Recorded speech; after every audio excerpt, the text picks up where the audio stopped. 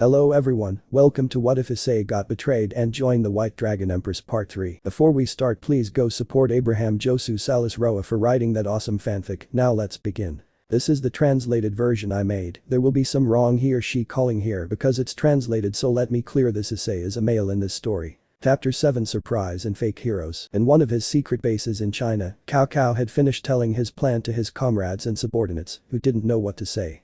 It was crazy, that's what some people thought, but they didn't say it. Who else will you go with besides Georg, Cao Cao? Siegfried spoke to clear up some of the doubts. It's just me and Georg who will go. If I can't handle Valery's team properly, I don't deserve to carry this spear, Cao Cao said with a confident smile, and places his spear on his shoulder. If all goes well, I'll let the rest of you go have fun with them. Heracles clenched his fists as he said that with a defiant smile, at least a little amused. I will go with Heracles too. At least Arthur will give me a better challenge than Kibayudo, and Zenobia Corda gave me, Siegfried said with a shrug. You do what you want, Jean said with a sigh. As you wish. The meeting ended. Cao Cao ended the meeting and turned to leave. But not before seeing Georg. Tell me, will Valery really make his move? I don't doubt that, said Georg, adjusting his glasses. And you didn't get to know anything about the new member of your group? Georg replied to Cao Cao's question by shaking his head from side to side. Well, it doesn't matter. I'll have to see it with my own eyes. Even if it's someone with skills I don't know, I'll master it. Cao Cao smiled with satisfaction and defiance. It was time. In the training room of the Valery team base. Tiamat was on guard in her dragon humanoid form, with Issei in his crimson armor a few feet away from her. The Securitate went to where the Dragon King was and began to attack her with quick and powerful blows, which also Tiamat. With Tiamat's inclusion in the group, she helped very well in Issei's training in the case of dragon stuff. Even Issei learned things from Tiamat that Tannen didn't teach him or didn't have a chance to teach him. It doesn't matter, being trained by one of the most powerful dragons is a great honor among dragons. Both Issei and Tiamat knew that when they went all in with their current powers, they were evenly matched in many ways in the case of speed and strength. In fact, Tiamat has long been more accustomed to walking and fighting in her human form than in her dragon form, which she says she will only use if her opponent is a large dragon that may or may not take on human form. But anyway, there is no difference between his dragon form and his dragon humanoid form, they are the same power, but the balance can be very different depending on the form he takes. Although Issei knew very well that he did manage to beat Tiamat on that occasion, it was thanks to his Dragon Slayer and the power he unleashed back then. But if you're talking about a fight where you don't use the Dragon Slayer, it's a bit of a difficult fight. Tiamat is someone who is at the Mao level or even a little higher, and for Issei to be able to be on par with her in terms of strength without using her Dragon Slayer shows that she had a lot of growth. Both dragons would fist bump hard and create a somewhat strong air current. You know. One of the most important things among the dragons is that we attack twice as hard when we are wounded. Tiamat takes her distance and then attacks again with force, and Issei parried a blow from her with his hand using a lot of force. After all, a wild animal is more dangerous when it's cornered. I think that's clear to me, Issei replied, throwing a blow towards Tiamat, who pushed her away a few meters, and she with her claws stops her advance. We've been training for almost a week, but I'll admit, Issei, the crimson armor is a form that gives you enormous power. Tiamat says that with a satisfied smile as she takes her human form back, as if to indicate that it's all for now. I dare say it beats the Juggernaut drive in a few ways.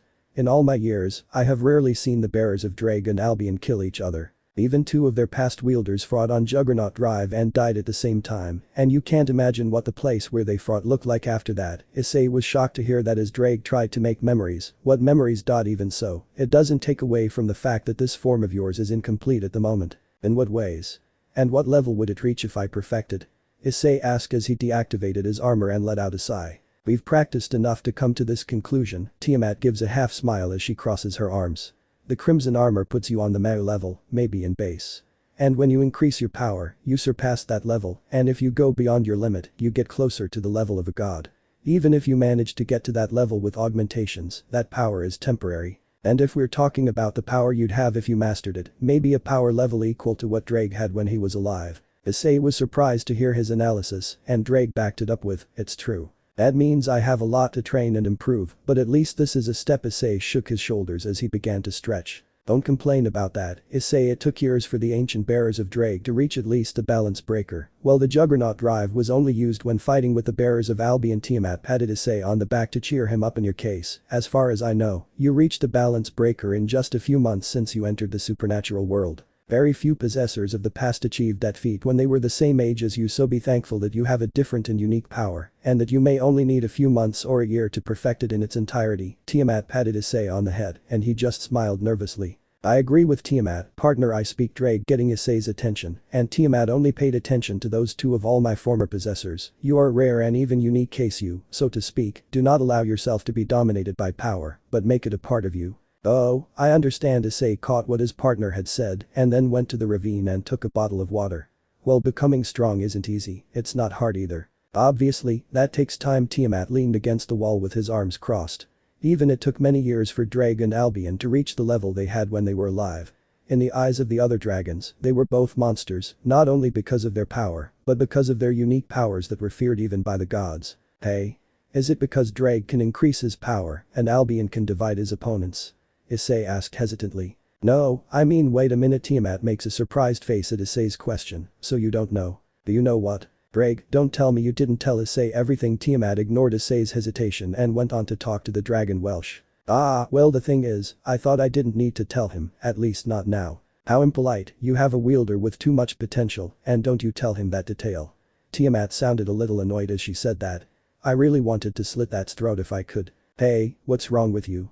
Don't leave me in doubt. Issei gave his little complaint. Well, I'd better tell you. Tiamat sighs and coughs and then speaks.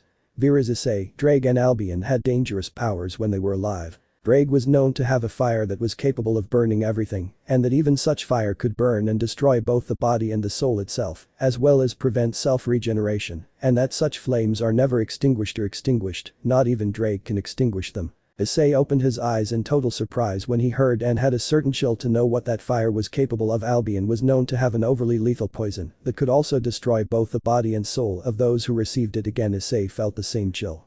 If that fire was lethal and eternal, that poison is deadly in every way. Because of that, the two of them were feared by both the other dragons and the gods, if we don't include either Office or Great Red, who are gods. Dragons Drake and Albion were the mightiest mortal dragons. Issei spoke instinctively as he swallowed a lump in his throat. Also, it turns out is that both of them can easily resist each other's powers. Tiamat spoke wistfully.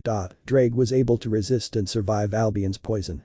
And Albion could resist and survive the deadly flames of Drake. It was that day that when the two met, their rivalry began. They were conceited people who didn't care about the destruction around them, but they weren't arrogant people who flaunted their powers. It was after that day that when I met Albion and seeing that I could resist my flames, it made me feel a great emotion, and I started training where I developed my power of boost and transfer. Drake, I also speak with nostalgia. What a time. Oh, and don't forget your other ability that's also dangerous.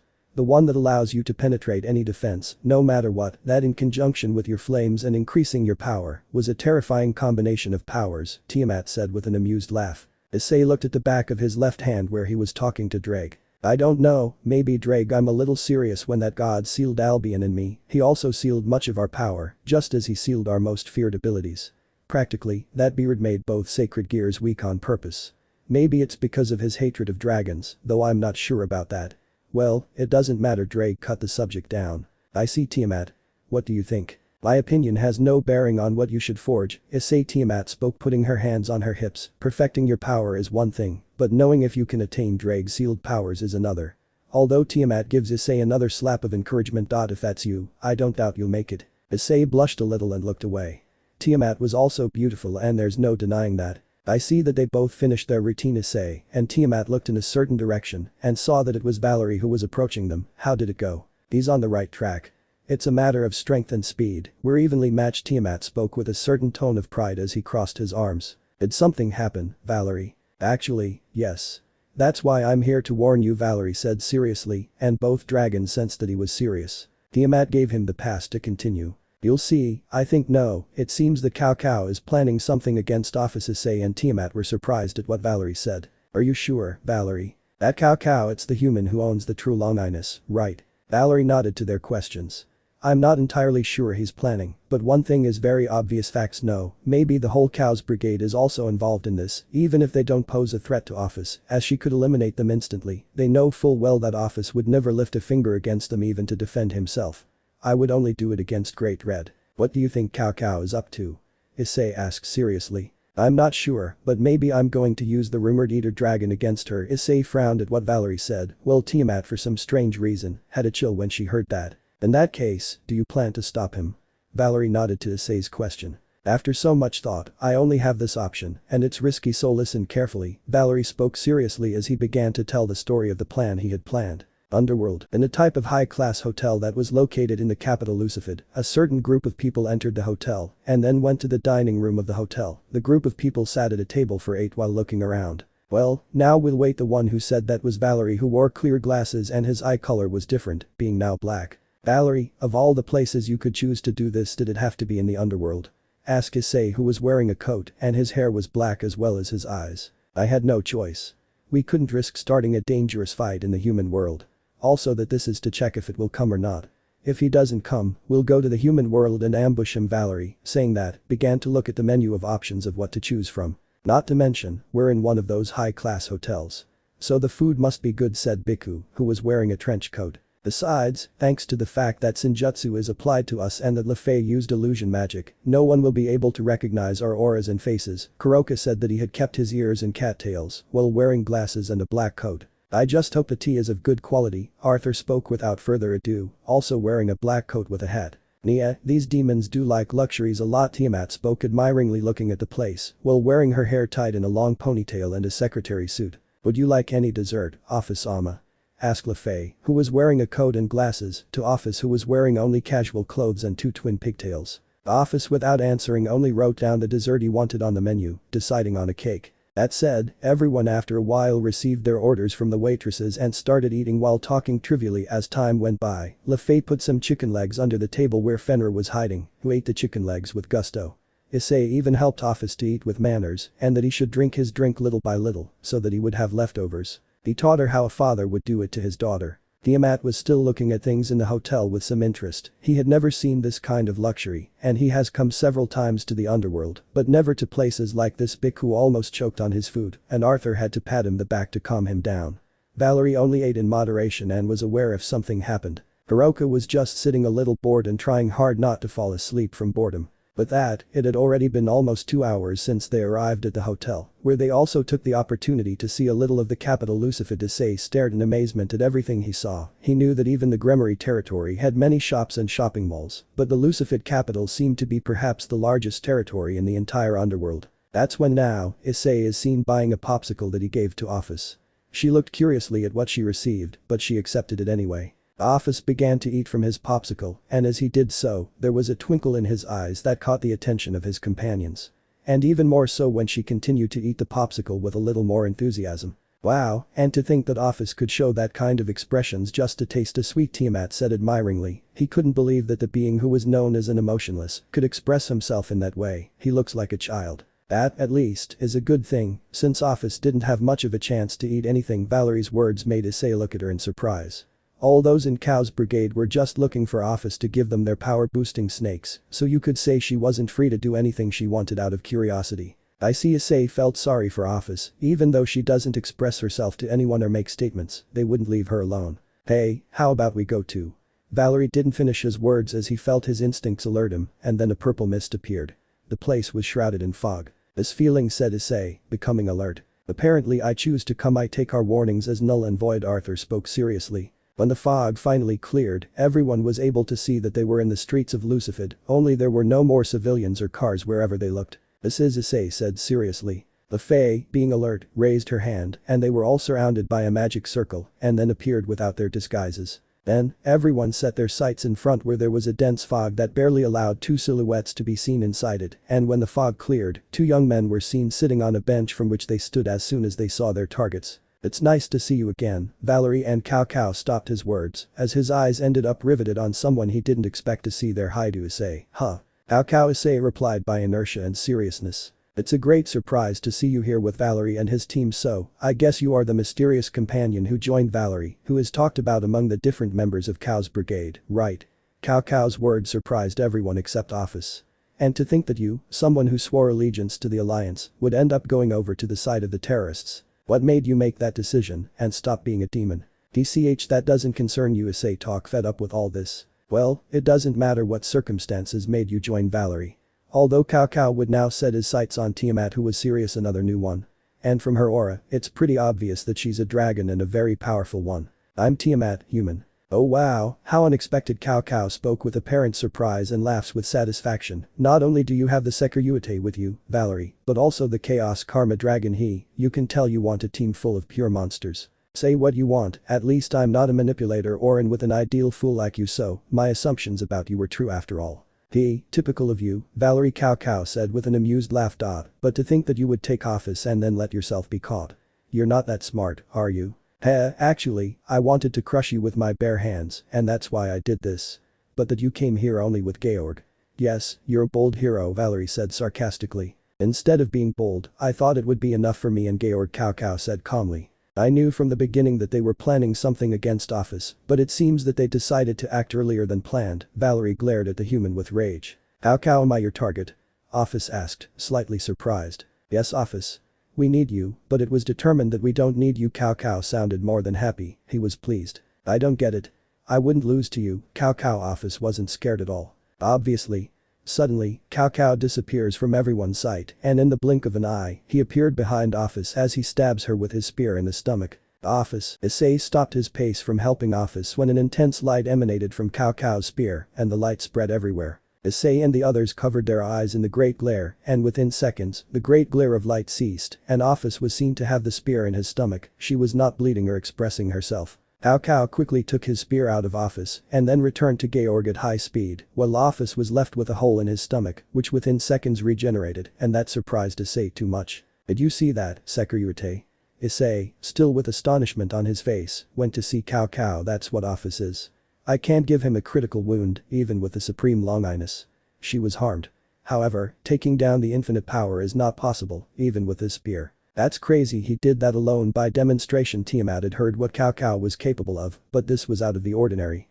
It was beyond absurd. Office didn't react, winning would be easy for her, she was the strongest being of all the factions. The one in front of her was light years away from her strength, and that was proof of her power. But he felt something wrong in his chest pain. Was this feeling what a betrayal is? I think the best thing to do would be to call the Dragon Eater. Georg looked at Cao in surprise at what he said. Do it, we're at a disadvantage anyway, and I don't think you want to fight those three at once. Understood. So the time to devour the infinite has come then, Georg said, making a gigantic magic circle behind him. And out of nowhere, the atmosphere froze. Issei, Valery and Tiamat felt it instantly, by mere instinct their bodies trembled and sweated from this energy, it was as if feel that death is calling them. This presence it can't be, only a being can emanate such hatred of a dragon. Ugh, to think that being would be here, that was the Eater Dragon they said. And it can't be, impossible. Breg, Albion and Tiamat all sounded what could be so fearsome to make the two heavenly dragons and the strongest dragon queen tremble. That's when they saw him. From the magic circle came first a head, then a naked torso, black wings across. He was crucified to the cross and restrained by various objects, and on these objects were written runes that shone. His eyes were blindfolded with a cloth that also had runes, said cloth shed blood. His appearance was that of a man with the underside of a serpent, no, that of an eastern dragon. The scales on his body showed that he was part dragon. The creature gave the most frightful cry they had ever heard in their lives. Anger, hate, jealousy, a lot of emotions came out of that powerful cry. One that almost brought the celestial dragons and Tiamat to their knees because their bodies and instincts were screaming for them to flee. That it would kill them in one fell swoop. And no way, impossible. It is supposed that this being was sealed in Cocytus. Tiamat spoke as she trembled with fear. First time he feels an absolute fear that told him that he would not survive if he takes a wrong step. QQ, what's that? Issei asked nervously as he shivers and sweats cold. I'll answer you, Securite. Issei went to see Cao, who gave a laugh to laughter. This being that you see in front of you is called Samuel. It is said to be God's evil intention. Samuel is the serpent who tempted Adam and Eve to eat the fruit of knowledge. That action provoked the wrath of the God of the Bible, who gained a strong hatred for the serpents and dragons. Samuel received many curses in his body, and that's why he has an intense poison. Samuel is the reason why dragons are depicted as evil in the Bible, a being who was born out of God's evil intentions. The God of the Bible obviously saw how dangerous Samuel was, so he sealed him in the depths of the Cocytus in an isolated place where no one who went there could find him. Samuel, the Eater Dragon who received the curse of the Supreme Slayer Dragon and the most feared enemy of all the dragons. And I can't believe it. Did God create that thing? Issei said without hiding his astonishment and feels even more afraid than before. How, bastard, Valery spoke angrily to him, how did you get that thing? Did they bring Cocytus down for him? Quite the contrary, Valery Cao said with a quiet laugh. We have negotiated with the god Hades. He allowed me to summon this being even though I received many restrictions. What do you plan to do with that? Don't tell me that. Cao smiled with some malice at Issei's guess. Devour her. That said, at a speed that only a few followed, something came out of the floor. It was such a long tongue, which came from Samuel, and it without warning went to office and wrapped it up. In the place where she was, there was a huge black lump from which a tentacle came out that connected it to Samuel's mouth. His tongue, that thing had swallowed it. Issei approached the bundle despite the aura this thing emanates. Let's get it out of there. Bhikkhu went to attack that thing with his Ryuji bang, but the black energy surrounding that thing made half of Bhikkhu's staff disappear. But what? Can he erase the attacks? Arthur made his analysis as he adjusted his glasses. Bhikkhu then summons another new staff and attacks that thing again, but the result was the same, with his weapons being wiped out, leaving only half of them. This time Kuroka and Lefei joined the attack by launching magical blasts, but nothing, that thing wasn't damaged with anything. Valery even attacked with magical electric ice blasts, but the result didn't change. Issei had had enough of that thing, just as she was going to attack him. No, don't do it, Issei, that thing is a deadly poison for both you and me. If you touch it, you're more than dead. Issei stopped his attack at Tiamat's warning. Damn, so what's left? It was at that point that Arthur, with Caliburn in hand, attacked Cao Cao, who blocked the sword attack with his spear without any problem. Arthur knew that surprise attacks wouldn't defeat Cao Cao, so he quickly took his distance with a leap, giving Bhikkhu the opportunity to attack. Cao Cao easily dodged and blocked Bhikkhu's physical attacks, and with a single wave of the spear, created an air wave that sent him backwards with the rest. But was still very skilled. I'll be your opponent, Cao Cao, said Valery, who put on his scale mail armor. Don't leave me out, said Issei, also in his armor. Tiamat even stood next to them as she increased her aura. But the three of you as my opponents, it could be dangerous if I don't get serious. Cao Cao defiance of the challenge that was coming, since Hades only allowed us to use Samuel once. Our plan will fail if we don't succeed in this battle. Georg controls Samuel. I'll take care of them. Cao Cao was on his guard at Georg's light surprise. If I can't defeat them, then I don't have the right to have this spear. Kuroka channeled Senjutsu into his hands. There are more of us, you can't beat them all. I know, that's why. Cao Cao's spear flashed at those words, and from it came 7 orbs of light the size of a bowling ball, and surrounded Cao Cao.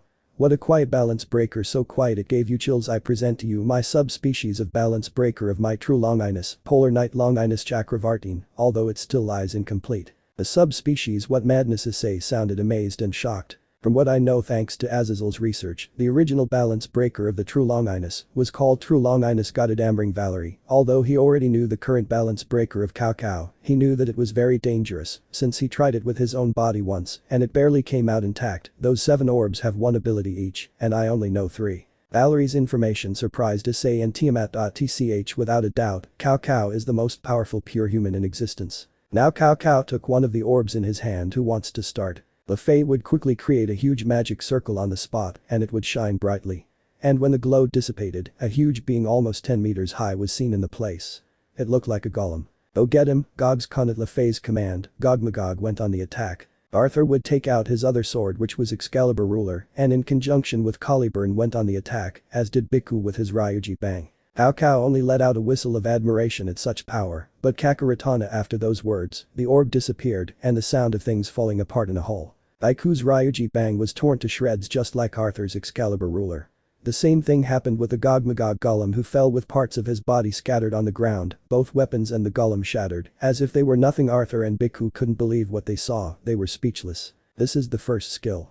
Kakarotana destroys all kinds of weapons, even if they are mobile weapons like the ancient war machine created by the gods. They must be stronger if they wish to oppose her. After that, Cao Cao disappeared and gave Arthur and Bhikkhu several cuts on their bodies, and then plunged the spear into Bhikkhu's stomach. The Yaokai vomited blood from the attack, and Cao Cao kicked him to send him with the rest, and then threw a wave of light at Arthur, who narrowly avoided it, taking his distance, and his small wounds were bleeding. Ani-sama, shoot. Kuroka and Lefei quickly created a green magic circle together, and when combined with Senjutsu, they both began to treat Arthur's wounds, who was not so serious, and Bhikkhu, who was trying to stay conscious. Valery did not like this act and angrily went against Cao Cao, being followed by Issei. Cao Cao deflected Valery's magic attacks, just like Issei's sword. Cao Cao would then notice that even Fenrir went on the attack, and despite being small and with his power sealed, it was still dangerous to receive a bite or a claw from him. Cao Cao, with a bold smile, swung his spear and managed to pull Issei away from him, then dodged and blocked Fenrir's attacks, as his spear created a strong current of air that drove the wolf away from him. It was at that Cao Cao noticed how Kuroka was going to attack him with magic, while Lefei continued to attend to Arthur and Bhikkhu, but its Iteratana, Cao Cao's other orb, disappeared and turned to light that enveloped Kuroka and nothing. Its magic, his powers sealing the power of women, is the skill of this orb. It's temporary, you have to wait for it to be over or break free. I doubt you can do it now, and while it would be fun to use it on Valery, that would take. Those words made everyone break out in a cold sweat. If you also seal the power of LeFay who still attended to Arthur and Biku, it was the end. Tiamat, fed up with this, lunges at Cao Cao and tries to hit him with her claws and fists, but the damn human was so skilled that he dodged all of the dragon's attacks without a hitch. Old still annoying Tiamat launched a heavy aura charge punch that Cao Cao blocked using his spear as a shield, and the impact created a small crater beneath both of them. Not bad, I see why you're the strongest among the king's dragons, but as long as I can feel the flow of your aura, I will be able to predict how you are going to attack. Tiamat was slightly surprised by what Cao Cao said and had some nervousness, while Cao Cao smiled at the same time that his right eye glowed a golden color. That's the eye of Medusa. Tiamat was amazed to see the eye and feel its power. And he couldn't react in time because his legs had turned to stone, but it didn't end there, as Cao Cao without hesitation stabbed Tiamat's stomach with his spear and she let out a groan of pain, along with blood from her mouth. What kind of power does this human have? Tiamat, when he said that, fell to the ground while coughing up blood as it slowly came out of his stomach. Issei watched in horror as the dragon queen lay on the ground, bathed in her own blood. I couldn't believe it, just like Drake, Tiamat being easily defeated as if it was nothing. It seemed most absurd. Even if you are not an entity of darkness like the demons and vampires, what just pierced you was the holy spear, the same one that can kill gods. Chaos Karma Dragon. Tiamat looked angrily at Cao Cao. What a humiliation. Fenrir went back to the attack against Cao Cao with every intention of devouring him, and the latter smiled at that. Perfect, and he saw that even Issei went to attack him. Better. At Susaratana with another of the orbs, Cao Cao threw it towards Fenrir, and I hope you don't hold a grudge against him, Sekirute. Cao Cao said that after dodging Issei's attacks and then disappear, and Fenrir appears in front of Issei with his claws ready to attack Issei. It was too late when both Issei and Fenrir wanted to react. The impact was such that Issei's armor was seriously torn and he fell to the ground out of action while spitting blood. The others didn't believe what happened either. How? The third ability, at Susaratana, allows me to teleport whomever I wish to another place. Cao Cao would then put the tip of the spear between Issei and Fenrir.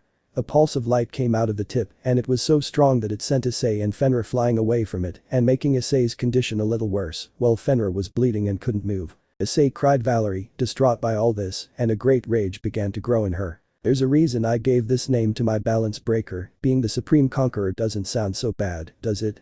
Cao Cao sounded a bit mocking. Yufufufu, I'm going to defeat them all with just this spear, and without hesitation his laughter finally drove everyone crazy. Valery would angrily create a large concentration of demonic power and blue electricity. That damn man will pay for his friends, but more for Issei. Cao Cao watched as the Hakuryuku attacked him with such a powerful attack, blinded by rage.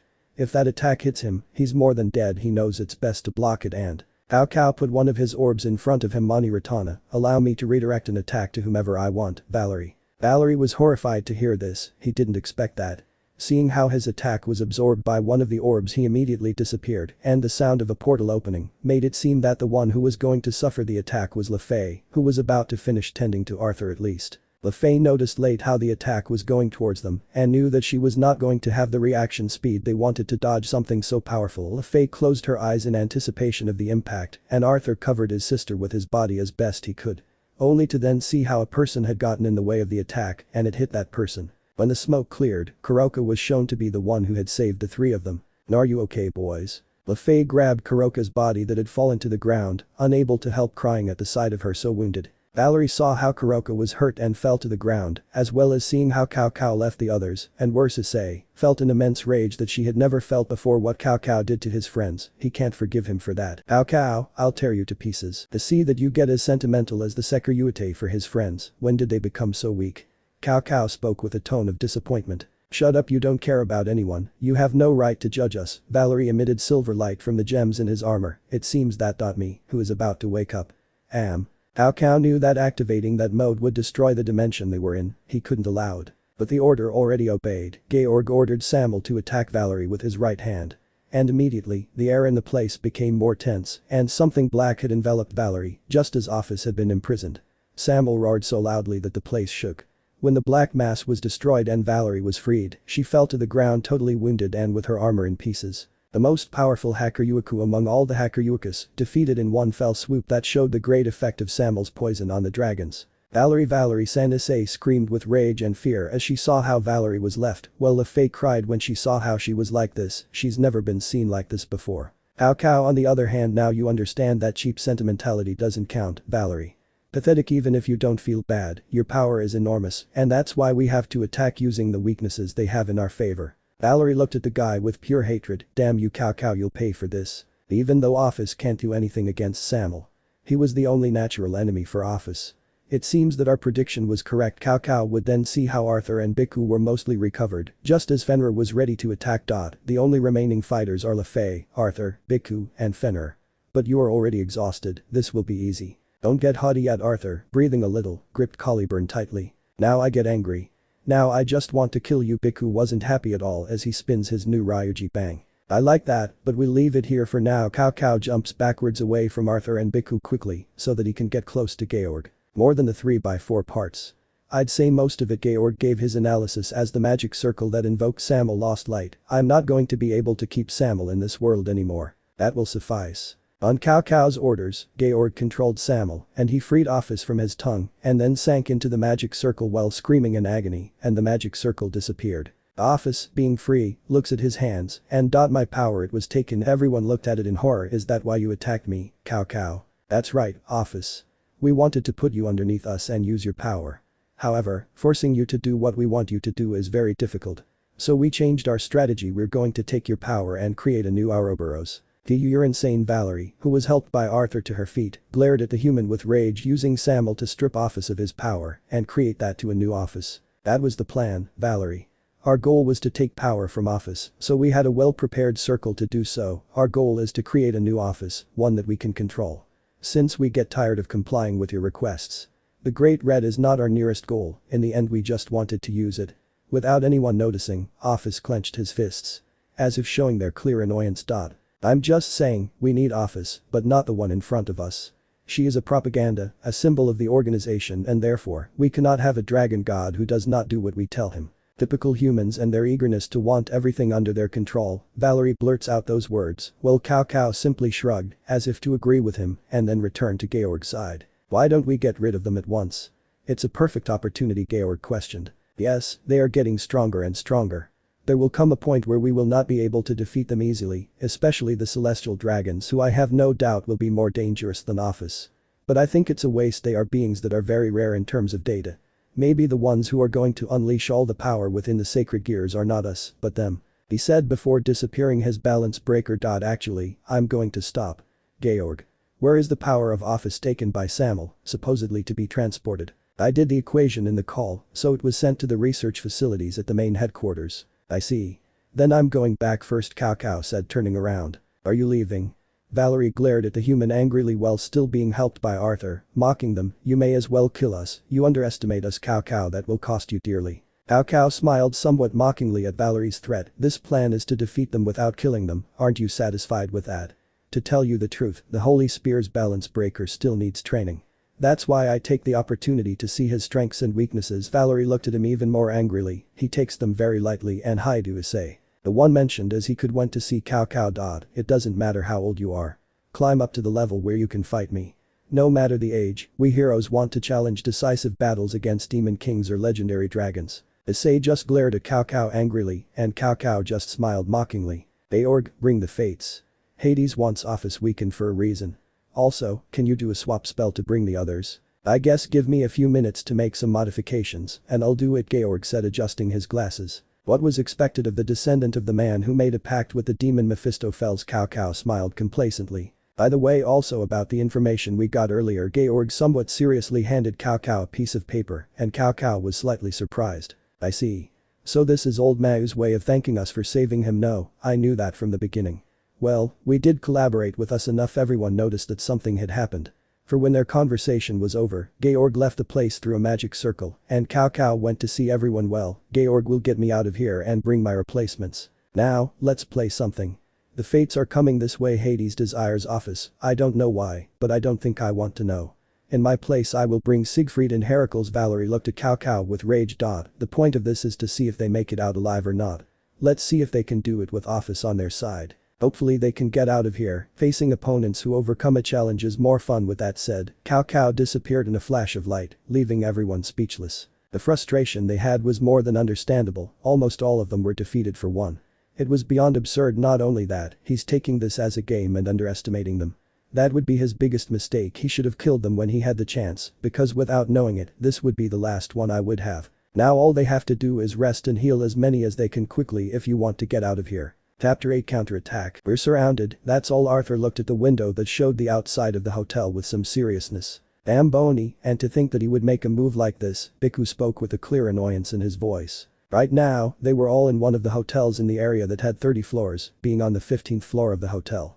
Trying to rest as much as they can from the last and treat the wounded in the recent battle with Cao Cao. Thanks to Lefei and Bhikkhu who knew something about Senjutsu, although not at the level of Kuroka, but it is something, they healed Issei as best they could so that he could give his contribution.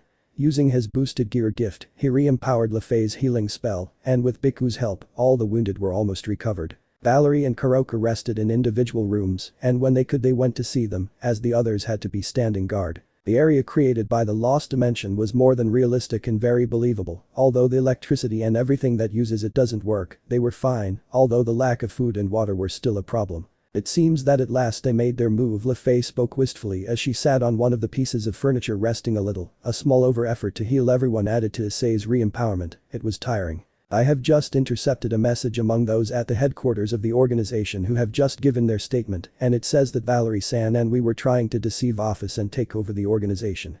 That the hero faction rescued her and now we are wanted by the Cows Brigade. The information Lefei gave them left them speechless. We already knew what we were getting into. TCH that Hades was involved in this, that's something no one really expected. Tiamat stared angrily at the outside through the window. Damn, I hate having to say this, but in times like these, I wish we had help now. I know, and the Alliance is the only ally he can think of, but Issei decided not to finish his sentence as he looked at the ground, and the others understood what he felt.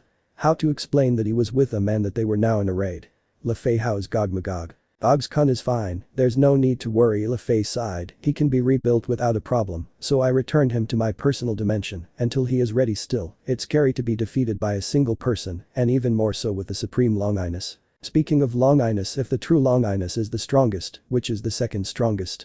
Issei was curious, he already knew about the existence of 4 Longinus added to his own, but he doesn't know what the rest are, and in what category they are. From what we have informed, that would be the Zenith Tempest. It is a sacred gear that allows you to control the weather. You must already intuit the power it must have, Arthur replied to Issei's doubt as he adjusts his glasses. In addition, we have information that the current bearer of Zenith Tempest is a very talented reincarnated angel named Dulio Gesualdo. Lefei took the floor again, joining the subject, and Issei was surprised by such information. He was never informed of that until today. Is this Dulio strong? Asked Issei, wanting to know more. He is, as far as we know, he was the strongest exorcist in the church before he became a reincarnated angel. It is said that, unbelievable, it seems that the possessors of Longinus are special in a way. Tiamat spoke, who took an interest in the subject. As far as I know, there are 13 Longinus. What are the others apart from the ones we already know? From the information that Valery obtained some time ago from Azazel when he was still under his tutelage, the 13 Longinus are as follows. True Longinus, Zenith Tempest, Lost Dimension, Annihilation Maker, Boosted Gear, Divine Dividing, Regulus Nemia, Canis Lycaean, Sephiroth Grail, Incinerate Anthem, Absolute Demise, Innovate Clear and Telos Karma. Arthur answered Tiamat's question. Interesting. The Longinus. Will there be something that unites them? Or is it just a coincidence that they're special and more so in this era? Tiamat wondered that as she puts her hand on her chin. You know, everyone paid attention to Lefei, who spoke again. We know that the owner of the Canis Lycaean is with the fallen angels. Seriously? And who is he? Issei asked, interested in knowing. According to Valery-san, the possessor is nicknamed /Dog. Valery-san once said that he was like the older brother he never had, although he wanted to deny it, but he already said it. Lefei laughed as she remembered that girl wasn't honest with what she felt back then, at least now she expresses herself more. Wow, how unexpected. Issei sounded surprised at what he heard. It was at that moment that everyone heard the sound of the door opening and saw that it was Office, who had decided to go that way for some reason and had returned to the room where most of those present were. How do you feel, Office? Does something hurt?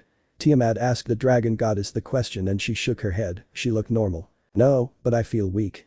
Right now, I'm only twice as strong as the celestial dragons at their strongest. Yes, you're weak if you're like that. Everyone looked at Arthur in horror. I'm a little scared to imagine the power he had in its entirety. Issei had a big bead of sweat on his forehead. Even so, twice as strong as the celestial dragons.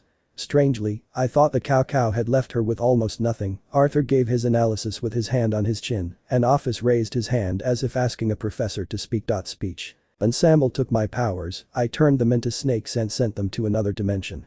I went to retrieve it, that's why I'm only twice as strong as the celestial dragons. Office's words left everyone speechless for a moment, and… It's brilliant, Office Issei gave Office the thumbs up for his feat. Kuku.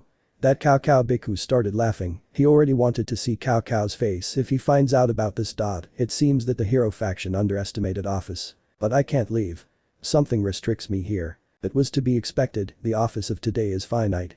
With the fates out there and so on, I have no doubt that they expected resistance from her. Arthur was thinking of a way out. Can you do anything, Lefay? Is there a way to send her ask for help from abroad? I guess I'm not an expert, Kuroka-sen is more of that field, but as it is now on my own I can go out and ask for help with 2 other people, but still Lefay put her hand to her head, thinking of something. Even if we have that option, who will we ask for help? Lefay is right, Tiamat backed up what Lefay said as he folded his arms. Even if we manage to get one of us out of here, we don't have allies on the outside. I'd like to refute that by saying that we have the alliance as the only option, but I don't know what they might think even if I go. What's more, I'm not going to leave them here. Issei reluctantly had to accept Tiamat's words. We are alone in this, and if at least one comes out, we will only reduce our fighters. Besides, Valery and Kuroka are still indisposed. You're right, Haidu-kun. Arthur said that he had to analyze things better. And as Office said, something is holding her back here. Apparently she's the only one here who can't get out unless we destroy the barrier and we all go out together. We have those Grim Reapers, but we're all stronger here.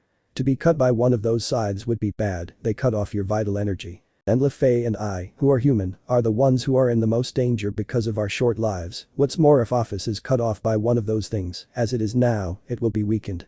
We must protect her at all costs, not let Hades trap her. I, along with Tiamat, Gog-Magog and Fenrir, can eliminate most of them if we attack with everything. Issei decided to speak. The 4 of us are currently the ones with the most attacking power. Well, I'll have to watch out for those Grim Reapers.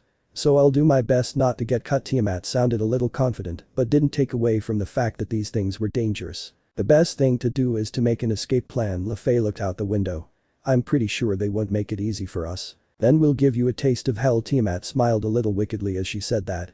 He looks like he wants to take out his rage on the bony ones out there. Well, let's come up with a plan. Arthur said that he put some kind of fragment inside a small bag. And that bag, Arthur-san?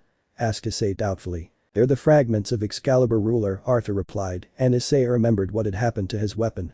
Despite being shattered, the core of it is still intact. So it's possible to recreate it with alchemy. Do you know anyone on the outside who will be able to repair it? No, Arthur denied Issei's doubt. Earlier, I was planning to find a way to deliver Excalibur ruler to the Alliance, since we don't need it anymore. Are you sure of that? That's right. Now it was Lefay who spoke. We used it to control Fenrir-chan, so we don't need it anymore. So we thought it was best to leave it to the Alliance, but we'll see what we do with that. Now the priority is to get out of here and maybe stop Cao Cao from whatever else he has planned. Lefay sounded serious about that. She knows that they are in a big one, and with few fighters, damn. While Lefay, Biku and Arthur plan the plan they'll use, Issei went to one of the rooms to check on the resting rooms. Being that at the first room he arrived, he could see Kuroka lying on a bed, sleeping. She woke up when she sensed someone nearby and saw the chestnut. I'm sorry if I woke you up, Issei apologized as he sat down in a chair near the bed. It doesn't matter. Kuroka tried to sound as normal as if this didn't affect him, but it was obvious that he still had slight pains added to the physical tiredness. How are you? Do you need anything? Issei asked a little worriedly. It's nice that you care about me, Kuroka said in a mocking tone. It's because I really care. Kuroka was speechless at Issei's remarks.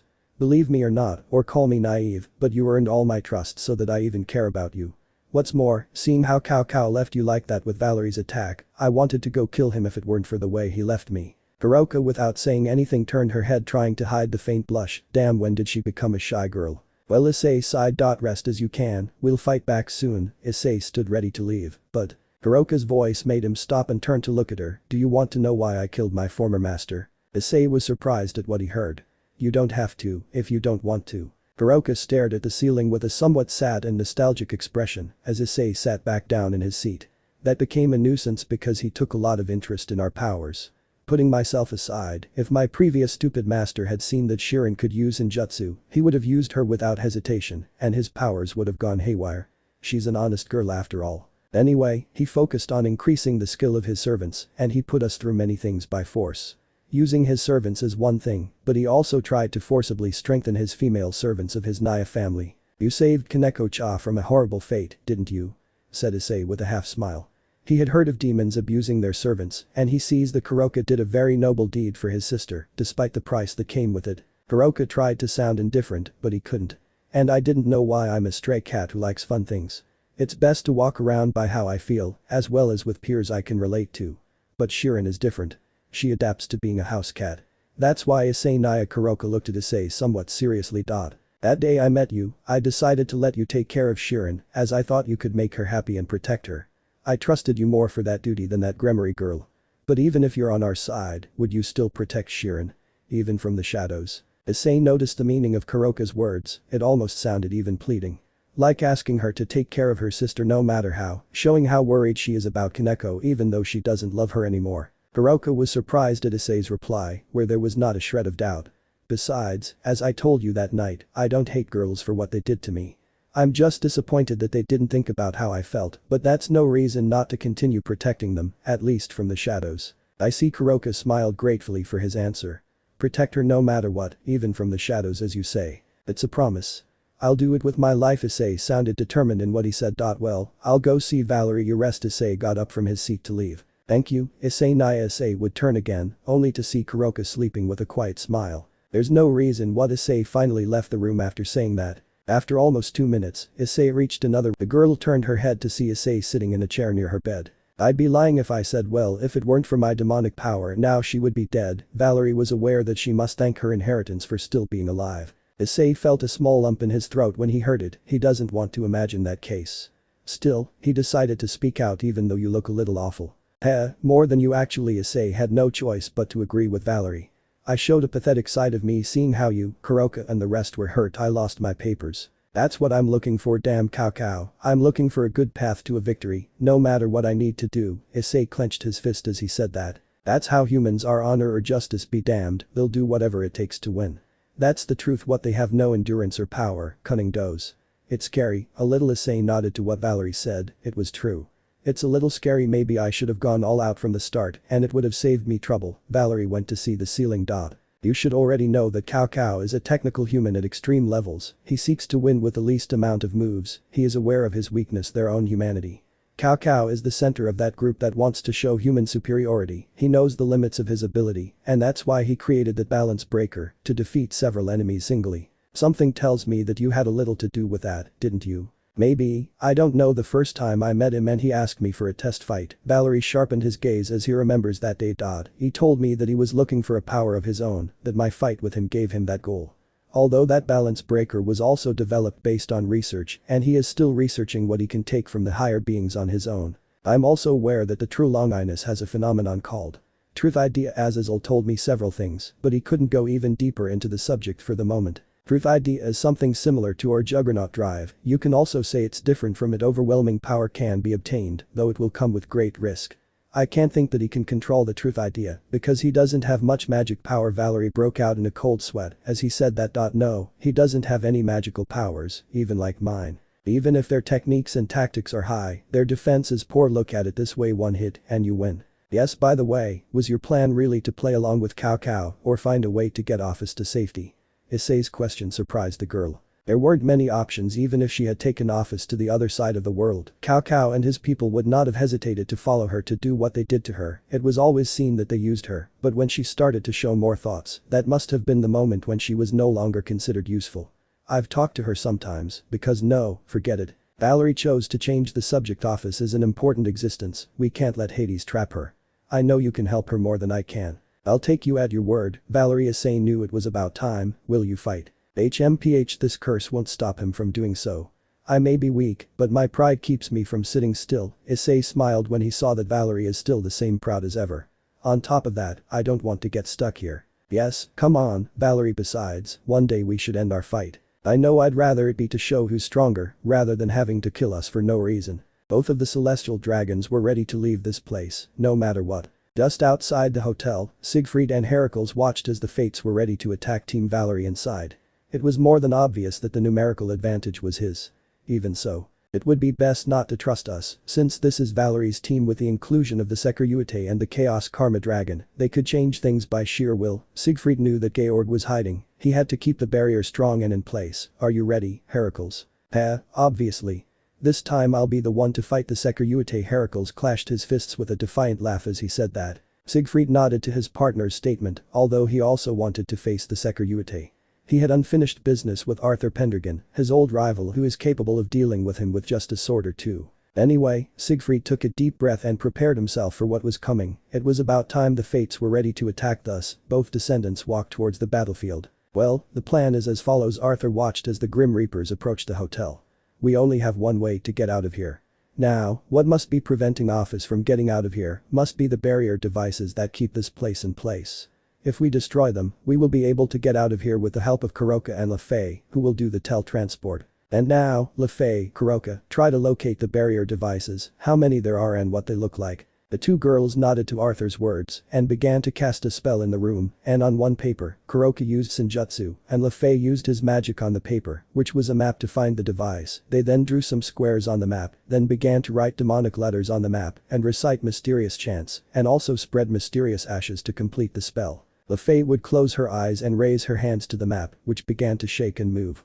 The demonic letters began to glow, and the ashes began to move on their own, forming a symbol that Issei could not recognize. There is one in the parking lot and one on the roof.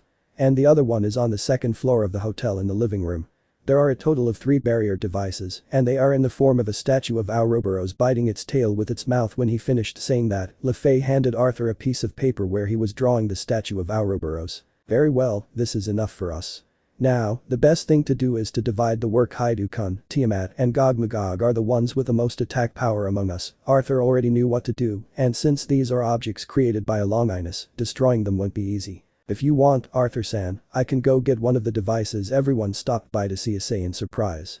I was able to destroy one of their devices when it happened to Diodora, so I'll go get one. And as long as Tiamat and Gog-Magog are outside, they'll be able to handle it even without me. I understand. Arthur nodded at his request. In that case, go for the one on the roof. Of course. Then I'll go for the one on the second floor. I'll take Fenrir as a backup. No one objected to Arthur's statement. The rest are going to keep those things out. Tiamat, you along with Gog-Magog will go to the central attack. Is that okay? Tiamat nodded, accepting what the blonde said. Bhikkhu, I recommend that you along with Lefay stand by Valery and Kuroka and support them. Both of them aren't fully recovered yet, so they can't fight alone. Got it, I'll be in charge. Bhikkhu nodded, accepting. Alright, you all know the plan. Then Arthur adjusted his glasses and gave a defiant half laugh. Let's get out of here, everybody. Hi. They all gave their affirmation they were going to get out of here alive. In the hallway, those who were going to attack head-on were ready. Issei was already in her balance breaker. Tiamat just turned her hands into dragon claws and her horns came out of her head. She said that she would go all out if the situation warranted it. Those who were going to be the remote support were in the previous room. These were Valery and Kuroka being backed by Bhikkhu and Lefay. Being the mage who was preparing everything to summon Gog-Magog, who was already ready. Well, I've got the spell ready to summon Gog's-kun outside. Even from here, Lefay spoke decisively as she waved her wand and read her spell book. Time to attack. After saying this, Lefay with a magic bullet breaks a window and sees the fates outside and then begins to cast a spell. And within seconds, a huge magic circle was created outside where the fates were. The circle glowed brightly and as it dissipated, Gog-Magog was seen on the spot in front of the fates. Valery, Kuroka, and Lefay prepared their magic attacks to attack those things. The plan is simple, make all those things focus on defending the one in the parking lot while the rest go after the others. Gog-Magog on the battlefield created in his right hand a type of triple-barreled firearm. The shot that came out of the gun went towards their targets unceremoniously and destroyed a large number of them. Not satisfied with just that, Gog-Magog created another cannon in his other hand and fired again. The effect is the same, only this time. Alright, I'm heading for the roof. Issei immediately went to the ceiling, alone, since he can manage keep those idiots busy. The brunette went towards his target, using the emergency stairs while. Well, come on Fenrir. The god-devouring wolf nodded to Arthur's words and then followed him to the second floor. With that, those who need to remove those devices have already been deployed. Now all they have to do is stick with the plan. Tiamat with a terrifying smile and flames in her hands, takes flight with her dragon wings coming out of a large window, destroying it. Very well, I'll watch your back, ladies. Bhikkhu twirled his Ryuji bang, ready to use it against anyone who approaches him. The Grim Reapers in the rear group that was made up of Valery, Kuroka and Lefay being backed by Bhikkhu were defended by a barrier created by Kuroka and Lefay. They chose to focus on one point for more defense than covering an entire floor. Bhikkhu was in charge of beating them and sending them flying with his cane, while Valery I may not be in the balance breaker, but I can still finish you off. Valery threw a large sphere of demonic power from his hands at the fates that were flying through the air, managing to destroy them without much effort. Even though she's weakened, this girl knows how to keep everything under control. Office raised his hands and launched a huge blast of energy at the enemies. The explosion that generated the attack was such that Tiamat and the others opened their eyes wide. Wow, that was the power of the strongest being, but… Strange, my power. Office looked at his hands in great doubt as Valery and the others fell to the ground at the sound of it. Office, don't attack. It's quite possible that because of Samuel's curse, you won't be able to use your powers properly. Just stand still while we take over. Tiamat said that from the air and then returned to the battlefield. Office nodded and sat down in his place like a good boy. Returning to the battle, Gog transformed his weapon into his fist and slammed the ground with brute force to shake the place and cause these things to lose their balance, and some fates were eliminated in the process by that blow. On the second floor, Arthur and Fenrir had managed to make their way through the Grim Reapers present. There weren't many of them, but they were annoying all the same. Needless to say, the blonde was on guard with every step they took, even Fenrir, who smelled everything in case of a strange presence. They were very alert. Come on, we don't have to stay in one place. Fenrir nodded to Arthur's words and continued walking beside him. When they reached the Great Hall, they could see that there was the target, the device that prevented Office from leaving the place. For a moment they thought it wasn't as hard as they thought, but Fenrir sensed something or someone in the place and grunted in a certain direction, where from among the seats of the place, Siegfried appeared with a clear smile on his face. Nice to see you after such a long time. Siegfried, how? Georg had planned this in case they try to go after these devices instead of destroying them in one fell swoop. I sense that since you don't have so many powerful fighters, and more so because Valery is affected by Samuel, you would keep the strongest out there by making time while the supposed chosen ones went for the devices. Arthur sharpened his eyes when he heard that. They noticed. That is why I take myself and Heracles to the points where these things were. I admit it was a good plan. To the point, Siegfried, you and Heracles are the only things standing in our way. The others will destroy the one in the parking lot. Siegfried laughed when he heard that, and that took Arthur out of the picture. What are you laughing at? Do you really think Hades only sent his fates? I'll admit, the middle-class ones are strong, but they're not enough to wipe you out. So I send one of his best subjects in case something gets out of hand. Siegfried pulls Graham out and puts himself on guard. But you don't have to worry about your companions, Pendragon Knight, but about you and that wolf. So come on, we've got a score to settle. You're right, last time our duel was indisposed, with no winners or losers. But to get out of here, I must defeat you. Arthur pulled out his sacred sword Caliburn and stood on guard. Fenrir, go and destroy the barrier device. Fenrir nodded at his words and then walked away and let the two humans fight, going for the device when Siegfried didn't notice. At Siegfried's words, the two moved quickly to start the battle. On the roof, Issei had finally reached the door that leads to the place. How he hates stairs. Hearing the sounds of battle below was worrisome, but he trusts his friends. They can get through this. Your goal is to destroy the device here and then go help in the battle. After opening the door and finally finding himself in the place where he should be, he was surprised to see someone waiting for him. Hello Securitate, I see that you came as I expected. Heracles was leaning against a pillar on the roof with his arms crossed. It's good that you came, it would have been boring if it was someone else who came. Heracles, I was hoping to meet anyone here. For a moment I thought it would be Siegfried who would wait for me in this place, but in the end it ended up being you. Issei looked serious as he said that. I see you want to fight. Of course, that's why I came here. I've been looking forward to a challenge since Kyoto. That woman from that time barely put up a fight, but now, I demand a better opponent. Heracles clashed his fists as he said that, and they glow in explosive aura. You have to admit that everything that's going on here is going great. You and your new comrades won't get out of here with Office. I'm sorry, my friend, but there's no way we let them take Office. I can assure you of that. Issei stood on guard and charged his fists in aura, ready to fight. There are more important priorities right now. So I'll make sure I get this over with as quickly as possible. Heracles smiled at those words and then expelled an explosive aura from his body. This time a great battle will be unleashed between fierce combatants. The battle in the parking lot area was intense. While Tiamat and Gog were the main attack force due to the great destructive power they had, the rest supported in any way they could. Valery, even in the rear, created multiple blades made of magic along with electric blasts to destroy those bony ones and create several explosions. Kuroka with effort and with some help from Lefay, together create the great hexagonal magic circle of the Nekomata and make an absolute combination of Senjutsu, Yujutsu and magic. They unleashed powerful elemental blasts like a machine gun attack that eliminated many of the fates. Iku, on the other hand, using his Ryuji Bang, sent those things flying. The Yaokai blocked the attack of one of those things and then turned around and attacked with his weapon Biku, then concentrates a certain amount of aura into his staff and makes it extend, thus striking and piercing many fates to death. Biku turns his outstretched staff with the fates in it and hits the other fates with it, thus causing them to break their formation and then return his staff to normal. Ogmagog brutally lifts a part of the ground and then crushes many fates with said concrete, a barbaric but effective method. Tiamat, on the other hand, simply threw fireballs from the air and created several explosions on the battlefield.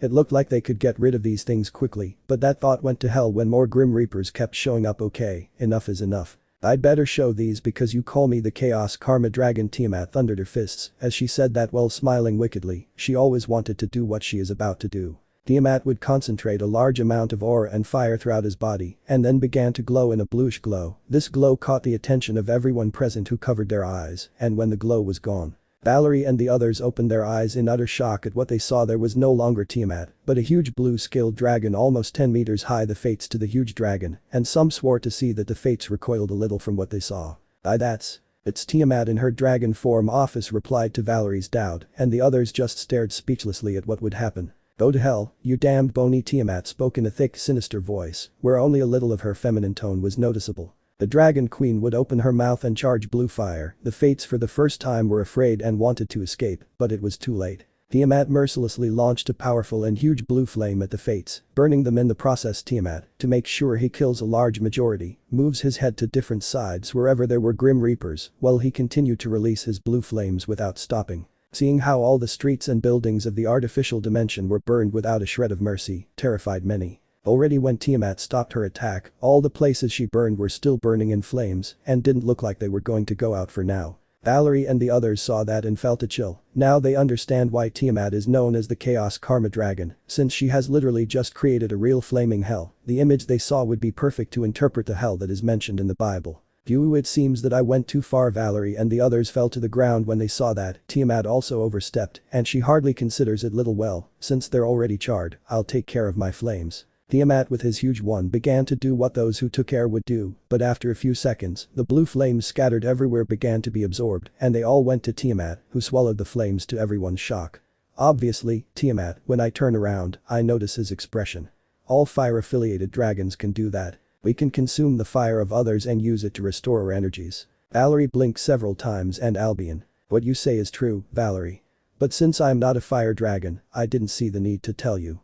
Valery hearing Albion's reply, now he wanted to hang him somehow.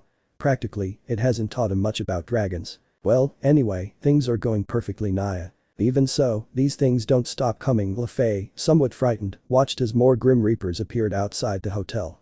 How absurd, they are worse than the plague. Oh, do you want more?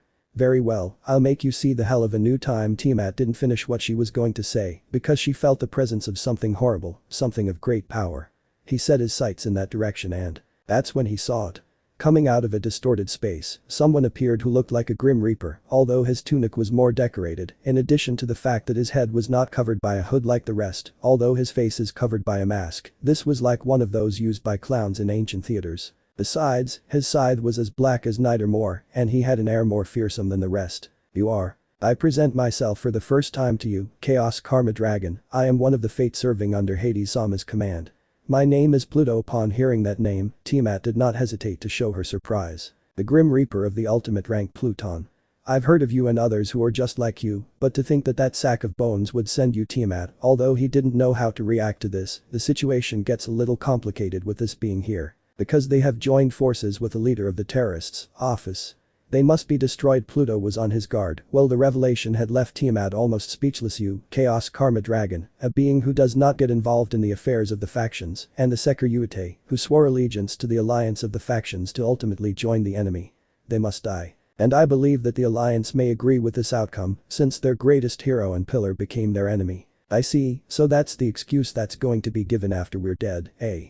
What a plan. You can tell that they had it very well planned. But Tiamat with thicker tone than before that excuse, blaming Issei as a traitor when it was those who were responsible for him leaving and what they did to him. Now I feel like burning the entire underworld into a sea of flames. No one accuses Issei of being a traitor, and he does whatever he wants just for the sake of righteousness. Soon, excuses will be superfluous. That won't be the case this time. I'm not weak enough to fall behind the fallen demons and angels. Pluto prepared to fight. I'll take Office, who is now just fake. When Tiamat said that, she was surrounded by another great blue glow that dissipated after seconds. Letting Tiamat in her dragon humanoid form be seen in the air with her wings outstretched. Get ready, Grim Reaper. Pluto without saying anything disappeared from Tiamat's sight, but she saw the enemy movement and managed to block the attack with her claws. At least this will be fun. I'll burn you to ashes. That said, with a swift movement from both opponents, they disappeared from common view to have a battle of great proportions in the air.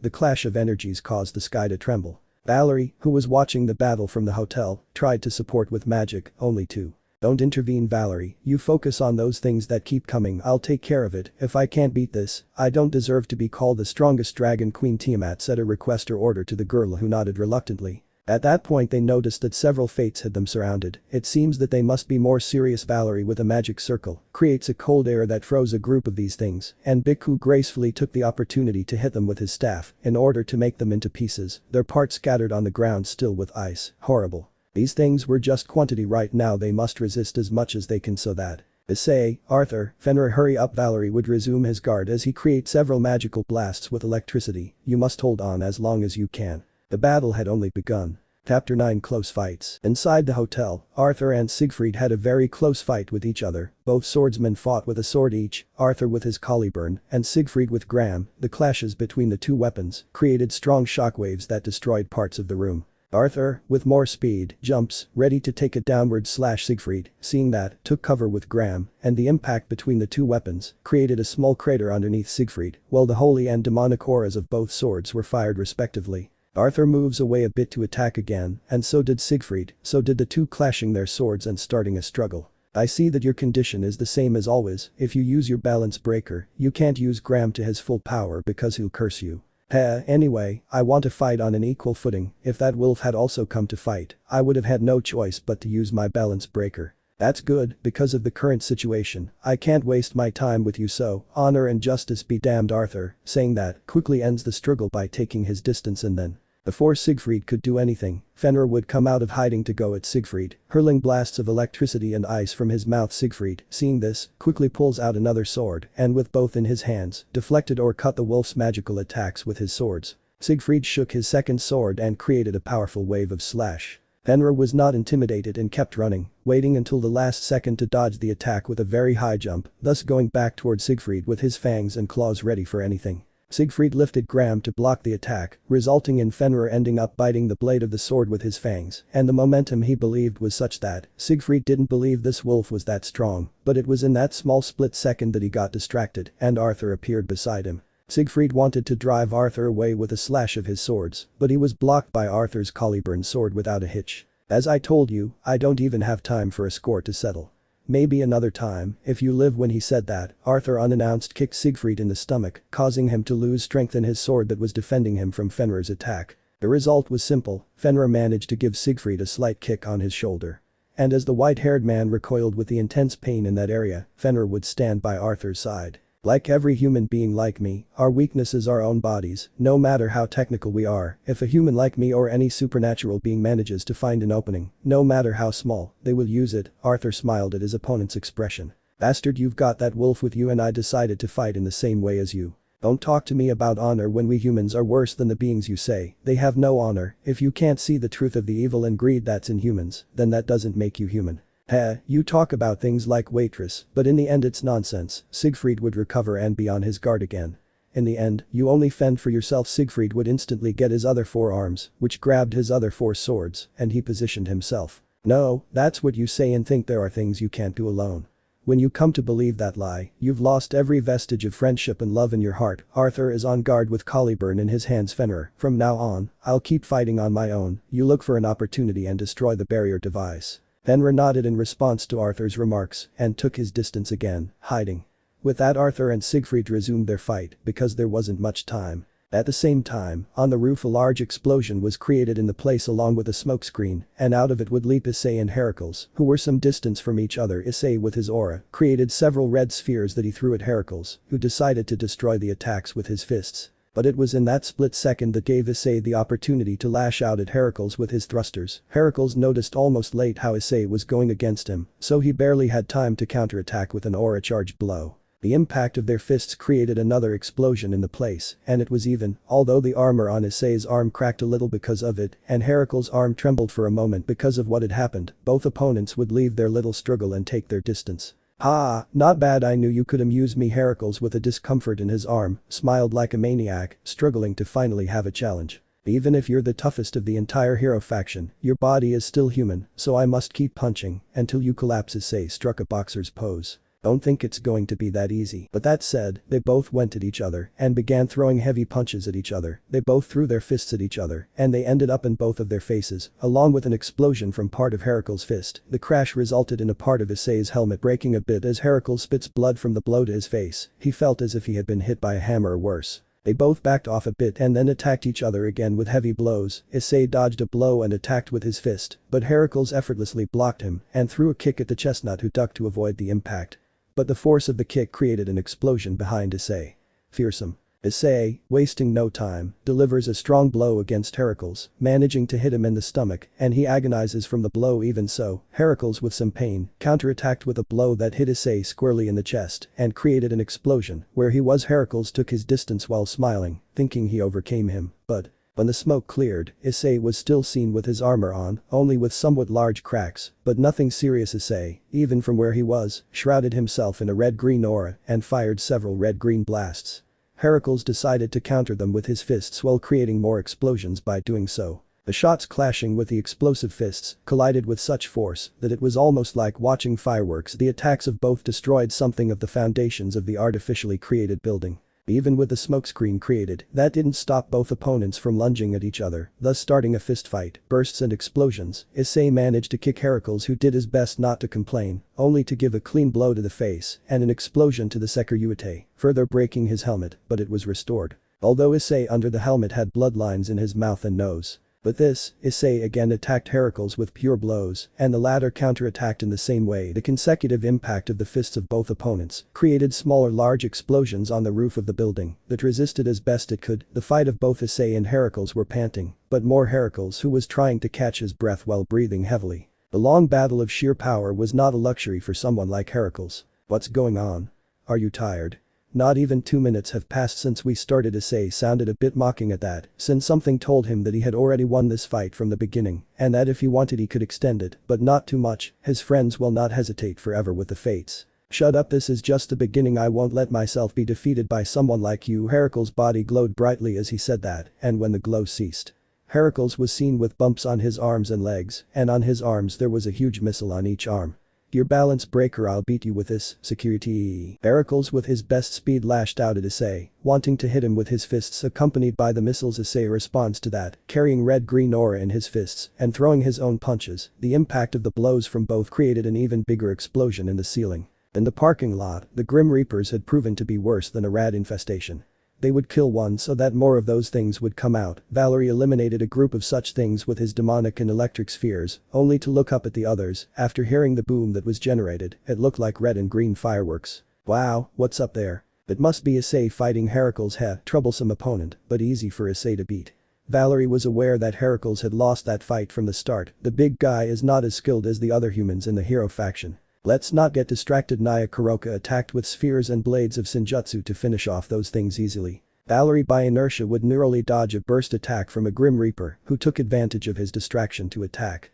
That act has already exhausted Valery's lack of patience. Very well, if that's how you want to play. Let's go. Valery expelled his demonic aura that was blue accompanied by electricity. "Do you want to play rough? I'll give them that pleasure." Valery would hurl blasts and demonic blades with electricity at his enemies, only to see how a group of fates in the distance attacked with magical blasts that won't do. The wings of the divine dividing spread from his back, and they glowed. Divide, divide, divide, divide, divide, divide. Valery would split and absorb the power of the enemy attack in order to create 2 magic circles, from which he would fire a bombardment of demonic power with electricity, killing more enemies without problems. "Don't keep them just for yourself." Biku turned his Ryuji Bang to attack the fates. He doesn't want them to take away his fun. On the outside, Gogmagog continued to eliminate the fates that kept arriving without any problems.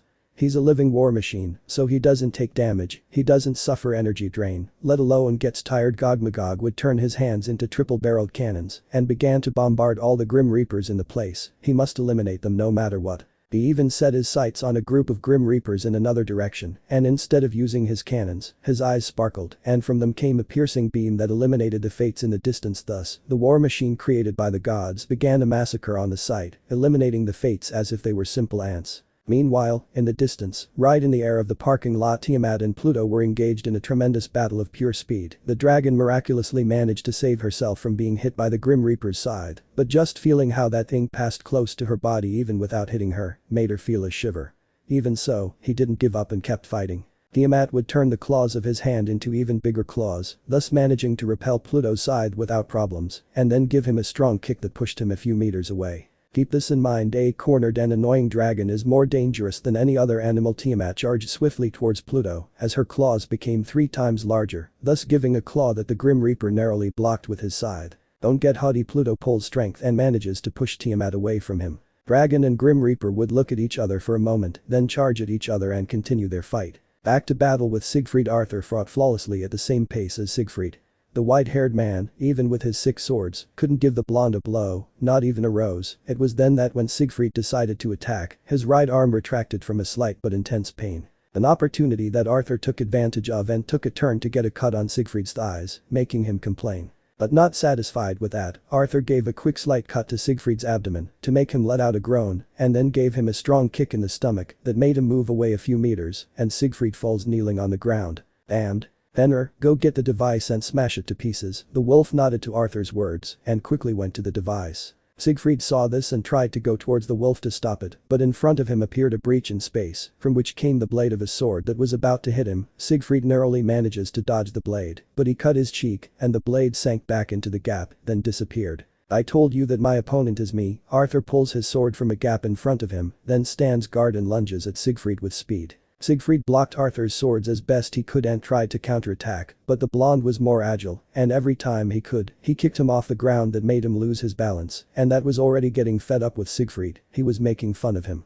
Arthur stepped back a little and then with his sword he cut through space and stuck his sword into it. Siegfried instantly noticed a gap that appeared at his side, and with one of his swords blocked Arthur's sword that came out of said gap. But it didn't end there, as several gaps appeared around him, and from these, at great speed, the blade of Arthur's sword entered and exited, attacking Siegfried from all sides. Siegfried desperately as he flapped his 6 swords, repelling as best he could the attacks of Arthur's sword that came out of the multiple gaps in space. But it was then that Siegfried felt his right arm contract again from the pain in his shoulder, and it was in that small fraction of a second that Arthur's sword came out of a gap and managed to give Siegfried a more than deep cut in his shoulder. Siegfried instinctively recoiled from the pain in his shoulder as it bled a little. Siegfried looked up to see Arthur pull his sword out of the gap in space and walk towards him, at a slow pace. I hope you understood that. When it comes to fights between humans, both sides do their best to beat the other with the slightest of moves. Arthur adjusted his glasses as he said that. In this case, I took advantage of your injured shoulder. You can tell that the wound that Fenrir inflicted on you is still present, and that caused you to lose your rhythm whenever you overexert your arm and shoulder. To think that you would be able to. I hate to admit it, but between you and me, you're the more tactical between the two. Apart from Cao, you are the second one who manages to leave me like this, Siegfried said with a sarcastic smile as he holds his shoulder. It's over, Siegfried. Of all the others, you are the most trusting, and that cost you the fight. Arthur raised his sword, ready to deliver the coup de grace. Yes, you're right, I'm overconfident, and this is what happens to me. You won this fight, Arthur Pendergan. When Siegfried said that, it was because the sound of something breaking broke the silence of the place. But not the war. Arthur sensed danger close by and jumped to the side when he noticed the scythe passing close to him. He looked up and saw a group of Grim Reapers in the place. They had broken through the wall. Siegfried smiled when he saw that Georg was calling in the heavy artillery. Arthur knew very well that he must get out of here. Space is not very good for fighting, and even more so now that he is a little tired after having fought Siegfried. A small explosion created in the place caused everyone to look in a certain direction, and they saw that it was Fenrir who had destroyed the barrier device finally, and Siegfried clicked his tongue at that. Fenrir, seeing the fates in place, throws gusts of ice and wind from his mouth to push away or hold the fates in place. As he made his way towards Arthur, the blonde supported a bit by throwing a large sacred slash wave from his sword at the fates, who covered Siegfried. Arthur and Fenrir backed off a bit, ready to leave the place having accomplished their objective, but Fenrir would increase his grey aura in his body, and in his mouth, he would charge energy for an attack. Arthur knew what he would do, so he took his distance. Siegfried, a little better than before, would notice how Fenrir carried an attack in his mouth and was willing to throw it. Obviously he couldn't let that give him. Beorg, get me out of here. The fog enveloped Siegfried for a second before Fenrir launched his attack, which was a huge grey blast of electricity. The explosion that was generated was such that the Grim Reapers in the place and those on the ground were totally destroyed, nothing was left of them. Arthur had jumped out of the building from a window, and as he stepped on the ground, he saw the explosion and its aftermath. So that shortly afterwards Fenrir came out of the building from a window, and upon landing, the wolf shook off his fur and was not injured, despite having been close to the explosion of his own attack. Good job, now let's go back to the others. Fenrir nodded to what Arthur said, and both of them wasted no time in going to the parking lot and informing the rest that there was one less of those things to destroy. The explosion on the second floor was seen and heard by everyone fighting outside. Wow, that's what I call blowing up the hall. Bhikkhu deflected aside that was close to cutting him down, then extended his staff backwards and hit the enemy behind him, without seeing. Bad joke, stupid monkey. Kuroka, as best he could, created sharp pillars of ice to stop the enemy advance. Lefei Naya, the blonde magician with two magic circles, one red and one yellow, released a powerful blast of electric burning fire. The result was that the enemies ended up electrocuted and burned to death. Perfect, there are fewer and fewer of them. Or maybe not. Valery saw a certain direction and saw more fates coming. This is ridiculous shit, more keep appearing, we won't be able to hold on forever. Valery has had enough of creating more magic circles and firing powerful blasts at the fates, eliminating them. But there are more absurd ones. Valery took a heavy breath and spat out little blood. Shit, the curse. Come on, Valery stopped trying. Bhikkhu continued to battle by hitting the fates with his Ryuji bang, and, although he is not so good at it, he launched his own bursts of Senjutsu that finished off the enemies. Lefei with her magic treats the few wounds in Valery, and Kuroka tries to relieve her tiredness while Bhikkhu gets them time. Hopefully they can all fulfill the goal they have as soon as possible. On the roof of the building, the battle between Issei and Heracles was intense. Issei launched red-green bursts, and Heracles destroyed them with his fists, creating explosions. Heracles was not as tactical as his teammates, and that was something that Issei was not going to miss. Heracles, on the other hand, felt the frustration of seeing that he is receiving a beating. Heracles creates a missile in his arm and fires it at Issei, who launched a red-green sphere, and the attacks of both explode on impact, cancelling out. After that, Issei launched more bursts that Heracles began to counter with his fists as best he could, but some of them hit him and caused damage to his body. His resistance was reaching the limit. See heavens, you're a thorn. Heracles gasped as the wounds on his body ached and bled a little. On top of that, his sacred gear seems to be on the limit. Well, he could handle even longer fights. He'd never been dealt this kind of damage in a fight. Even if you're the toughest of your bunch, your body is still human. So it's normal that he soon collapses. Issei sighed as he felt a slight pain in his body, but it's not so severe that he makes him moan or slow down the pace of the fight. Better term it once, we just waste time. Heracles, clutching his stomach, launched another missile from his arm at Issei, who attacked it with his fist and destroyed the missile, while an explosion was created so that Issei came out without a scratch. Is that all? Issei spoke in a tone of disappointment. But Heracles was annoyed by the question. If that's all you can give, better end it at once. Issei is on guard and a red-green aura envelops him. In one fell swoop. Boost, boost, boost, boost, boost, boost, boost, explosion. Transfer. With these augmentations transferred to himself, Issei's aura increased drastically, and that made Heracles sweat a little, who, although he took a step back, stood firm. You don't scare me, stupid dragon. Heracles expelled his explosive aura again and made a single missile appear on the arm with which he was going to attack, obviously concentrating all the power he had left in this attack. Both opponents waited a few seconds. They need to channel all the energy they have to deliver the final blow. That's when a huge explosion was heard from the parking lot, and it was that explosion that sent the two flying to meet each other.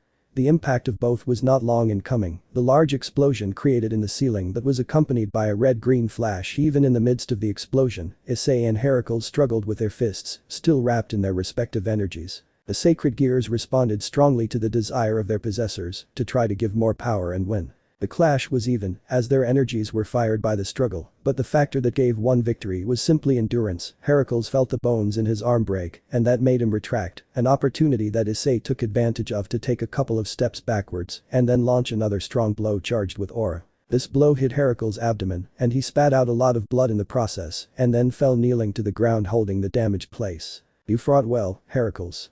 I recognize your strength. Issei moved a little away from Heracles, who tried to stand up but couldn't. His body didn't respond to him. But sadly, you lost. A battle of pure power alone is not good for you, because in the end, your body is still human, even though you have overcome the common resistance of humans. And to think that this would be so. Though Heracles looked up as best he could and gave a haughty smile.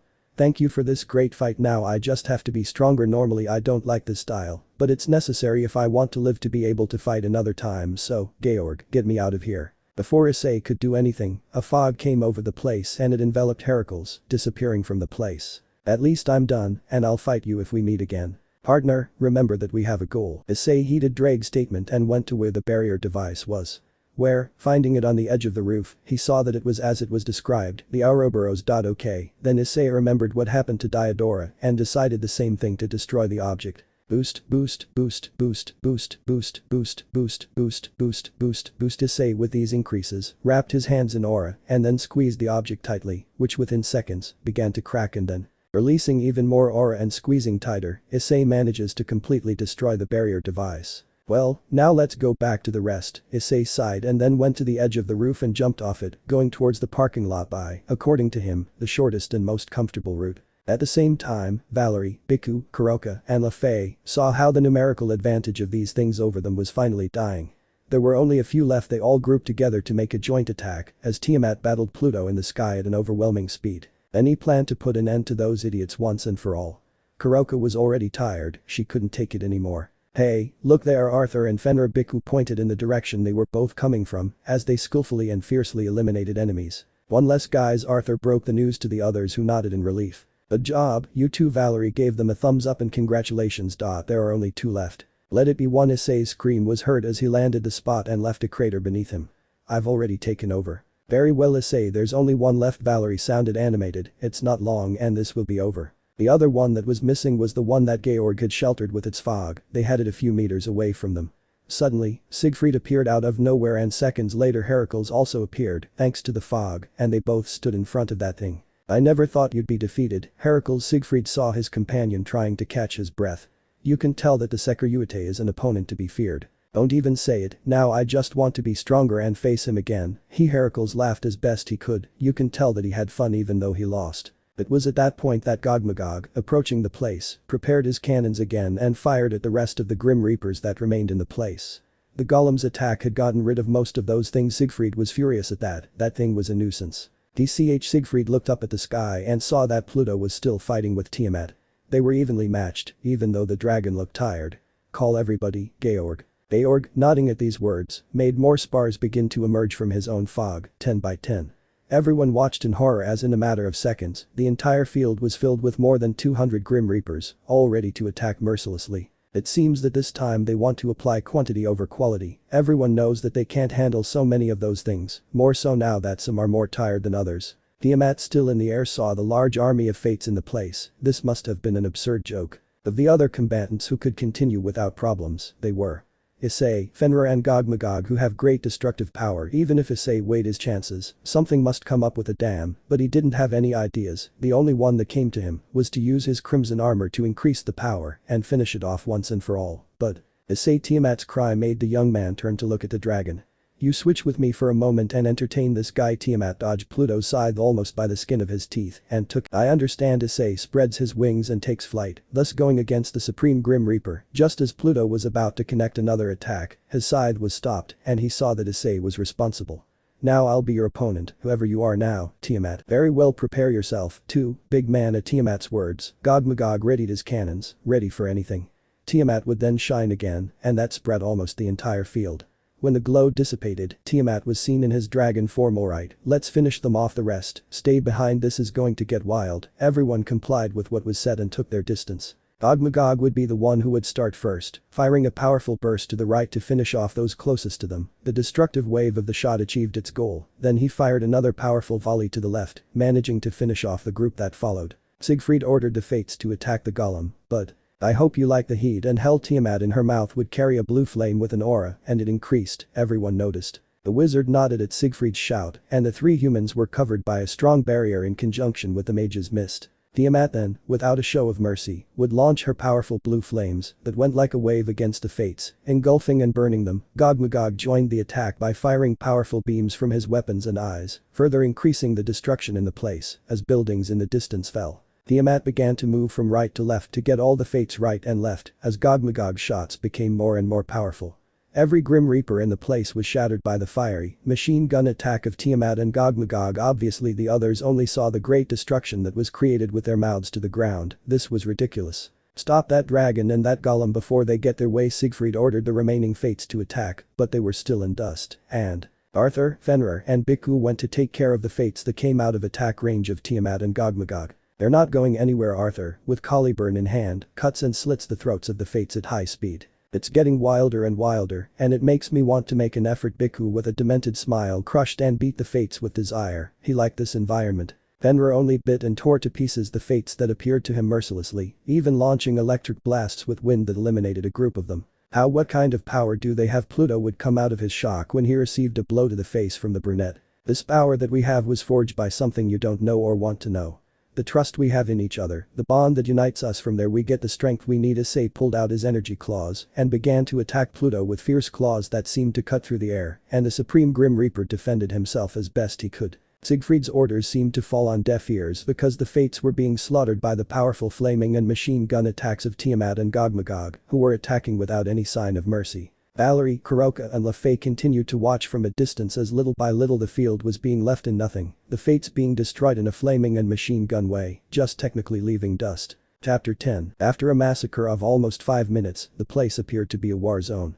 The powerful joint attack of Tiamat and Gog-Magog, supported a little by the others, had wiped out all the fates. Now all that remained was to put an end to this. The only ones left in the place were Siegfried, Heracles, Pluto and Georg, the latter totally exhausted from protecting the last device with all the power he had at his disposal, and also from preventing the entire place from succumbing to the attacks of the dragon and the golem. Damn it, I don't expect them. Siegfried was more than mortified. They had been. It's game over, brats, Tiamat said, having returned to his human form. Now we just have to. Tiamat was ready to deliver the supposed coup de grace, but a noise echoed through the dimension. That sound, it's the one you hear when a hole is created in one dimension. When everyone looked up, a hole was created in the sky. An intruder. That was the only answer they had because even Siegfried, Heracles and Georg were confused. It wasn't planned. From the great hole that now stood in the sky, someone appeared that most recognized. He was a man with long brown hair and light armor and a cloak. Here. It's been a while, Issei and Valery. The man looked at Issei, and in the distance he could see Valery, who frowned at the sight of him. Shalba, Siegfried said that while heaving a sigh. I received a report, but I never thought you were acting on your own. Hey, Siegfried, you have my gratitude. Because of you, my wounds have healed, although my powers are lowered due to the fact that I lost the snake of office. And the reason you came is simple. Declare war on the underworld. With this, Shalba smiled wickedly and revealed what was underneath her cloak. I was a kid. Georg and Heracles, the name of the boy, who had dull eyes. Even Siegfried noticed that the boy didn't react. They shouldn't have left him, so I took the opportunity to catch him. It was a bit of a nuisance, but his dolls were nothing against me. Shalba picked up the boy and squeezed his neck. What are you up to? Issei stared in horror at what the guy was going to do. Create the destruction of the underworld. Shalba would create a magic circle in his hand and put it on the spine of Leonardo, who gave a heart-rending scream. With that, the boy's shadow grew and grew to an abysmal size. It seemed to easily exceed 200 meters. Then, a huge head came out of the shadow, and out of nowhere it began to rise. It was like seeing a kind of misshapen dragon. The roar he gave was so heartbreaking that everyone covered their ears. And instantly, at the creature's feet, a magic circle appeared and the goal of this thing is destroy the underworld. No doubt he will eliminate many demons in the underworld, Shalba shouted as he laughed wildly. Valery gave the order and those who could still attack did so. What they did not expect was to see that the attacks were received as if nothing had happened. To make matters worse, smaller monsters were being born from the big man, but similar to the original. And in a flash of light, the beast and its children disappeared into the magic circle in the direction of the underworld. Not only that, the whole place was falling apart. Apparently, the forced entry and creation of that thing was enough for the Leonardo fell to the ground, very close to his companions. The whole place is coming crashing down, shouted Georg, preparing his fog. Damn it, Leonardo. Siegfried looked at the boy. He went to see Pluto to ask for his opinion, only to see that he wasn't there. So that was in the end, we made a mistake by allying ourselves with Hades. Because he already planned this with Shalba. Siegfried would go on to see the Issei, who was looking at the child in his arms. Get out of here. That's the only advice I'll give you. After saying them, the humans disappeared into a layer of mist, while Shalba continued to see everyone, specifically one person. Time to go for the other. In the blink of an eye, Shalba was gone. Lefay's scream made the others come to see the 15th floor. Shalba was there, looking at office. Valery tried to put himself between her and the butt. Don't mess around, Valery. Shalba angrily hit Valery hard and flew out until he hit the wall, spitting blood. Valery, they all went to check on him, while Shalba. Phew, what's the matter, Valery? What happened to your proud demonic powers? Phew, you're just a mixed race between a human and a demon, so there's no way you're going to win against me, the real Mau. And I don't want to hear that from someone who calls himself a Mau, well indebted to the powers of others. Valery struggled to her feet while Biku, Kuroka, and Lafay backed her up. The only thing that matters is winning in the end now. I want one more thing. Shalba pointed her hand at Office, and a kind of rope made of magic caught her and gagged her. Ho, the current Office has an unstable power, and that allows my magic to capture it. Phew. What do you want with her? Issei stepped to the front, ready to fight. Hades agreed to help me in exchange for me taking him to Office. So I'll get a snake from her, and then I'll take it to her personally. Everyone was shocked to hear it. Issei was about to attack Shalba, but the shaking at the sight was getting worse and worse. If they don't come out now, we must go. Naya, it's our only chance. But we can't let him take Office, Issei replied to Kuroka, who was trying to maintain the transport circle, while Lafay kept Gogmagog in his personal dimension. The curse, this is a curse. I will become the poison that devours the underworld. Those demons who denied me, I don't care about the authority and possession of hell. Shalba Beelzebub, will use every last shred of power to destroy the underworld with the monsters. Issei was going to attack him at once, but Issei, let's transfer now. Come quickly, shouted Valery, who was with all the others. Only Issei was missing, but that wasn't with them. Issei? Valery asked a little fearfully. Issei looked at Shalba, who was laughing at this, then at Office. I knew I had to do. He took off his helmet to go and see everyone. The smile he had was more than clear. A sign of their intentions. Go away, I'll take care of it. I'll rescue Office. No, you don't want to play the hero. Valery and Tiamat knew that the idiot is trying to be the bait for them to run away. There's no other way, the place can't stand. Valery can't fight, and Tiamat, I don't think he can stay in the dimensional rift without protection. I'm the only option. Issei made his valid points, impossible to refute. I'll save Office. So if necessary, let the Alliance know what's going on. I can't let Shalba run away, and I can't hand Office over to that someone. Issei knew that if he doesn't defeat Shalba right now, there will be more victims. Issei. Valery. I'm going to beat Shalba, even with all that she stands for, Issei said decisively, and Valery reluctantly agreed. We're on the edge. 9. We're not going to be able to transfer unless we do it now, Kuroka screamed. Issei, I'll contact Azazel, and we'll use the Dragon Gate to bring you and Office back. Don't die, Issei. Issei nodded without turning to the screams of Valery and Tiamat that were all he heard before the flash of light was present. They were gone. In the underworld, Valery and the others would have arrived suddenly, and luckily for them, there were no civilians around to see them. Let's go to the stadium, quick. Everyone nodded without hesitation to Arthur's suggestion and went to that place. They shouldn't waste any time. Valery, as he advanced, summoned a circle of communication, lightning, to respond quickly, and after almost a minute, from the small magic circle in front of her, appeared the holographic image of Azazel. What do you want now, Valery? Azazel, it's urgent, we need you. Rather, come quickly, Issei needs help. Valery's words made Azazel speechless. You must tell him everything. The entire dimension was shaking, the place was going to fall apart in just minutes. And he knew it. Issei stood in front of Shalba, who was laughing above the hotel. The collapse of the dimension was at its worst. Half the field had already perished. Only Issei, Shalba and Office remained. Surrender, Shalba, I won't let you run away. Damn bucking dragon, what's your reason for coming after me? Do you want to face me, the original Mau, or do you want to be able to capture Office? Shalba angrily said. Pure ridiculousness, according to Issei. I don't know what I'm supposed to do with Office, but I won't let you take her, Issei, then points his finger at him. And when I defeat you, I'll go stop that creature you sent to the underworld. I won't let you harm anyone. And what about that? It's natural those demons prefer those fake mass more. The demons who grew up in an underworld run by the fake mass, they are more insignificant than the bugs. That's why I'm going to use those giant monsters and reduce everything to zero, as well as all the demons that have just disappeared. This is a sign of my revenge towards them. A pure underworld is to be reborn in the wake of its destruction. That is what the underworld should be. Shalba would then point her finger at Issei. Besides, you, who joined the terrorists, should understand my reason if you joined us. Don't put me, Valery, and the others in your league. We are different from you, Valery, and the others fight for innocent people. But you're trying to kill the children of the demons, so I'm going to give you what you deserve. Issei expelled his red-green aura as he said that. You're the only one who's going to die here, you miserable devil. Keep talking, brat, you're no match for the original Mau. Shalba yells that, and then creates 2 magic circles and unleashes several demonic blasts at Issei, who expels his aura and pierced through the attacks until he was in front of Shalba and struck him in the stomach and made him agonize.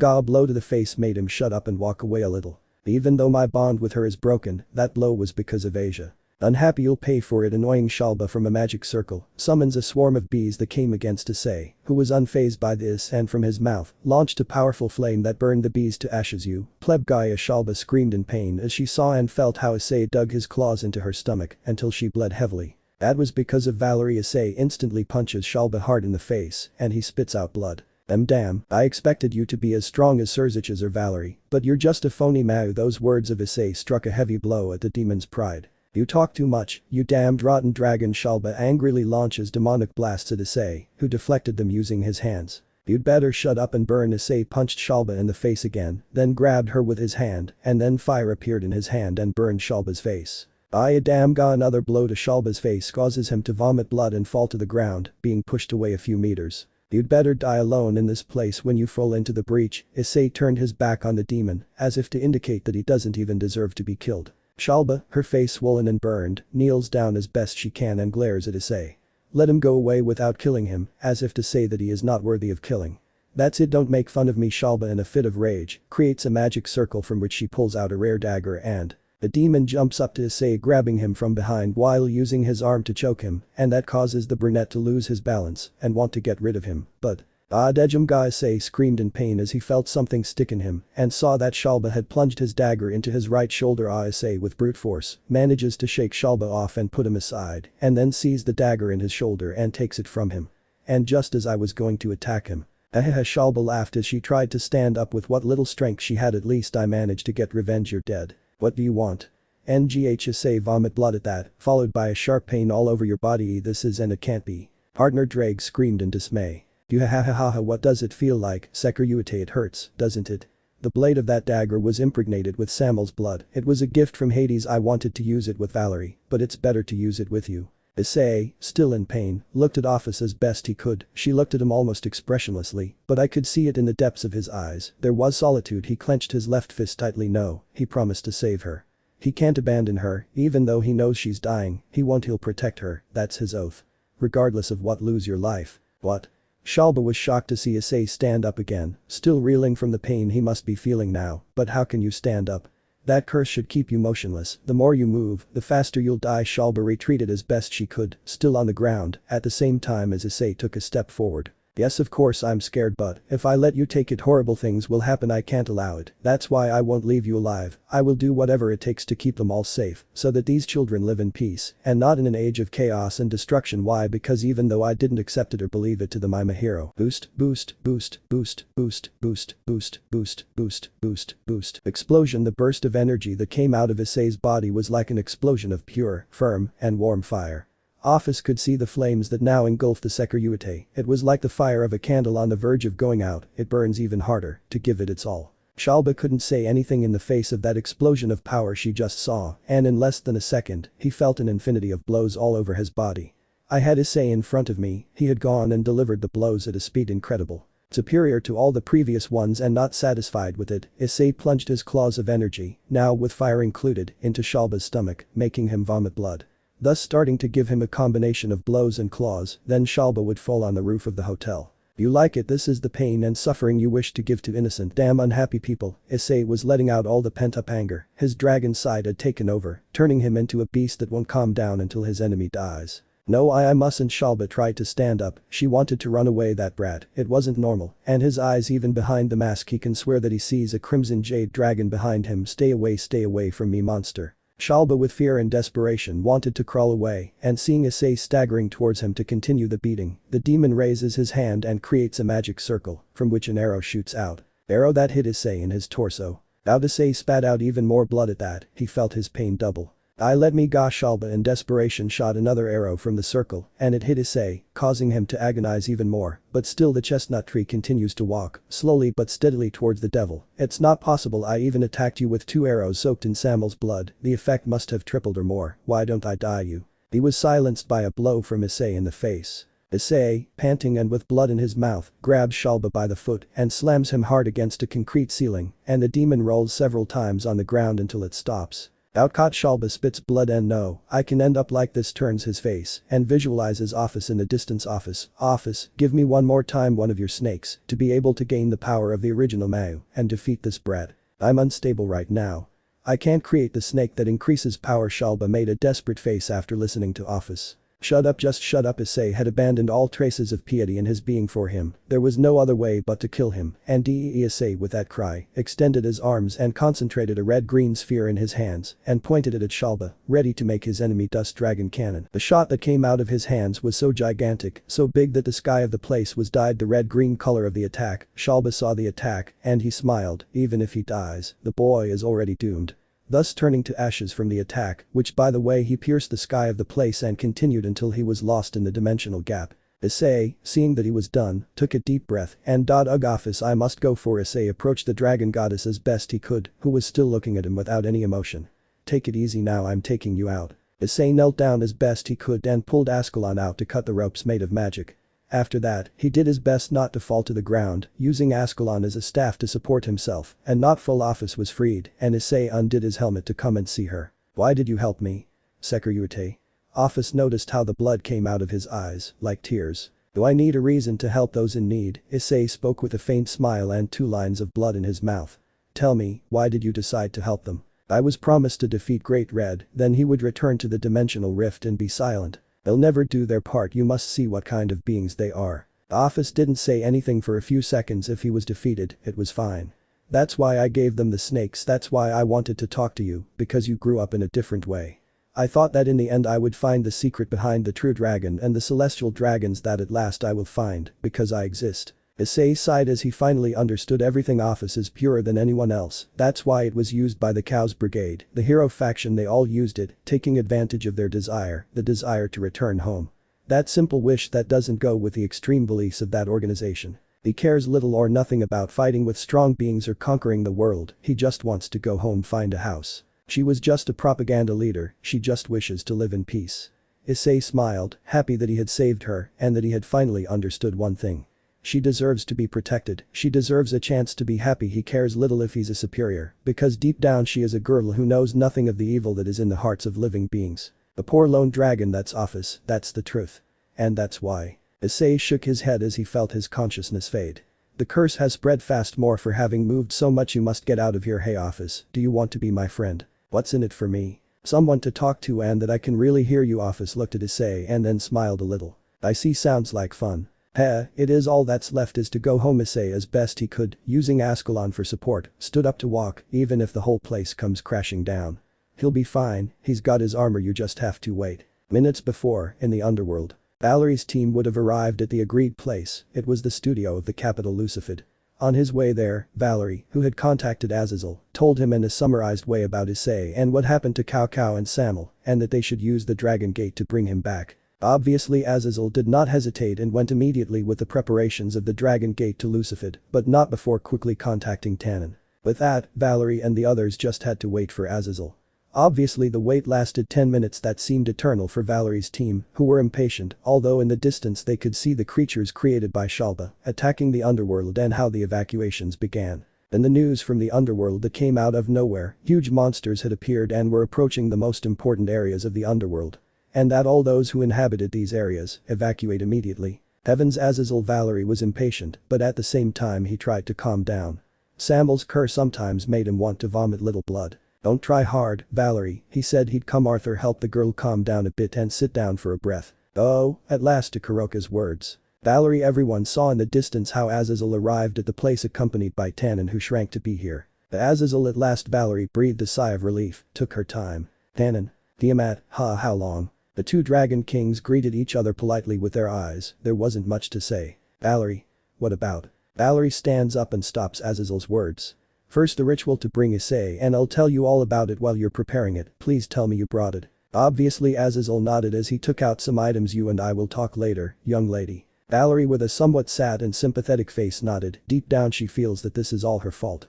But Valery, without knowing why, felt the worst feeling he had ever had before, as if someone was going to die. The countryside is in ruins. Issei was walking slowly in that field as I watched the place fall apart. I was trying to walk, but I didn't have the strength to do it, even using Ascalon for support and Office letting him also use his shoulder for support. He's sleepy, his eyes are heavy, there's no pain anymore, there is no more nothing. Mate, hold on a little longer. Valery and the rest along with Azazel must already have the Dragon Gate almost ready to summon us. You must hold on. Edrag, I know. What should I do after I get back?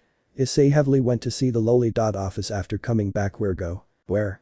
I do not know. I can't go back to the dimensional rift with my current power. I have nowhere to go. Then stay with me, with us. Issei smiled. Barely was. I can't go back to my real home right now, but until then stay with me, Valery, and the rest you like, believe me. To stay with Valery and you, Sekar. Issei. Yes, it's going to be fun. I'll buy you desserts, whatever you want. We'll go to a lot of places. Suddenly, Issei couldn't see the way anymore, but the heaven of the place. It's good to have a home. Comrade, hold on, everyone is waiting for you. Yes, Lefei, she would cry. I wouldn't like to see her sad. Kuroka, it's the outside, but it's very sensitive. Tiamat, I'd call myself an idiot if I died. Maybe the girls, I don't hate them, it just won't be easy. Even so, Asia and Ravel, they would cry too. Kaneko-chan, I'm glad you took care of Ravel, Zenobia and Irina. I remember when they were my first enemies. Roswa-san, it must be fine. Akeno-san, she's a very fragile girl. Ria's the first one I truly loved, even with what he did to me, I think I deserved it. Braid, the poison runs through his entire body. He's on the edge. I know, office, I know, but he has overcome everything the world has thrown at him, and he has always known how to get up. Tiba, Saji, Gasper, and Arthur and Biku must take care of everyone. They can do it. Mitsuda, Motohama, father, mother, I swear to you that one day really. Braid gave a desperate cry. You could almost hear how he could hold back the tears he wanted to give. Sarah Ergai would have liked to fight you. Issei, if you need to talk to someone, come with me and I'll help you in any way I can, no matter the time, place, or time. I'll be there to be your emotional support. Never doubt that. The image of that person went to his mind. He smiled out of inertia. It felt happy. I had found it at last, to the person who won her heart completely for her. It's just that he's still fighting. It's that he's still protecting those who hurt him. Valery, I would also have liked to fight you again, and Issei raised his hand as if trying to reach for the image of her. I want to tell you what I love you, and I always will, starting from of now and for always. Issei said that only for his hand to end up falling on the hands of Office, who was sitting next to him, and his sword, Ascalon, fell to the ground as a drop of Issei's blood fell on the blade. After that, there was only silence. After that. Braga doesn't move anymore. I know. Brag, are you crying? Yes, and I'm not the only one in here that does. Drag heard like inside the boosted gear. The female Securities wept, and the men, they suffered the departure of the boy. He wasn't a bad person, he was my first friend. Yes, it was fun while it lasted. Drag tried to sound firm, but you could hear the pain in his voice. No, this boy's last friend. Would you hear my story before I go to another possessor? Yes. I wish you would always remember him. Let me tell you about it. Was a good Security?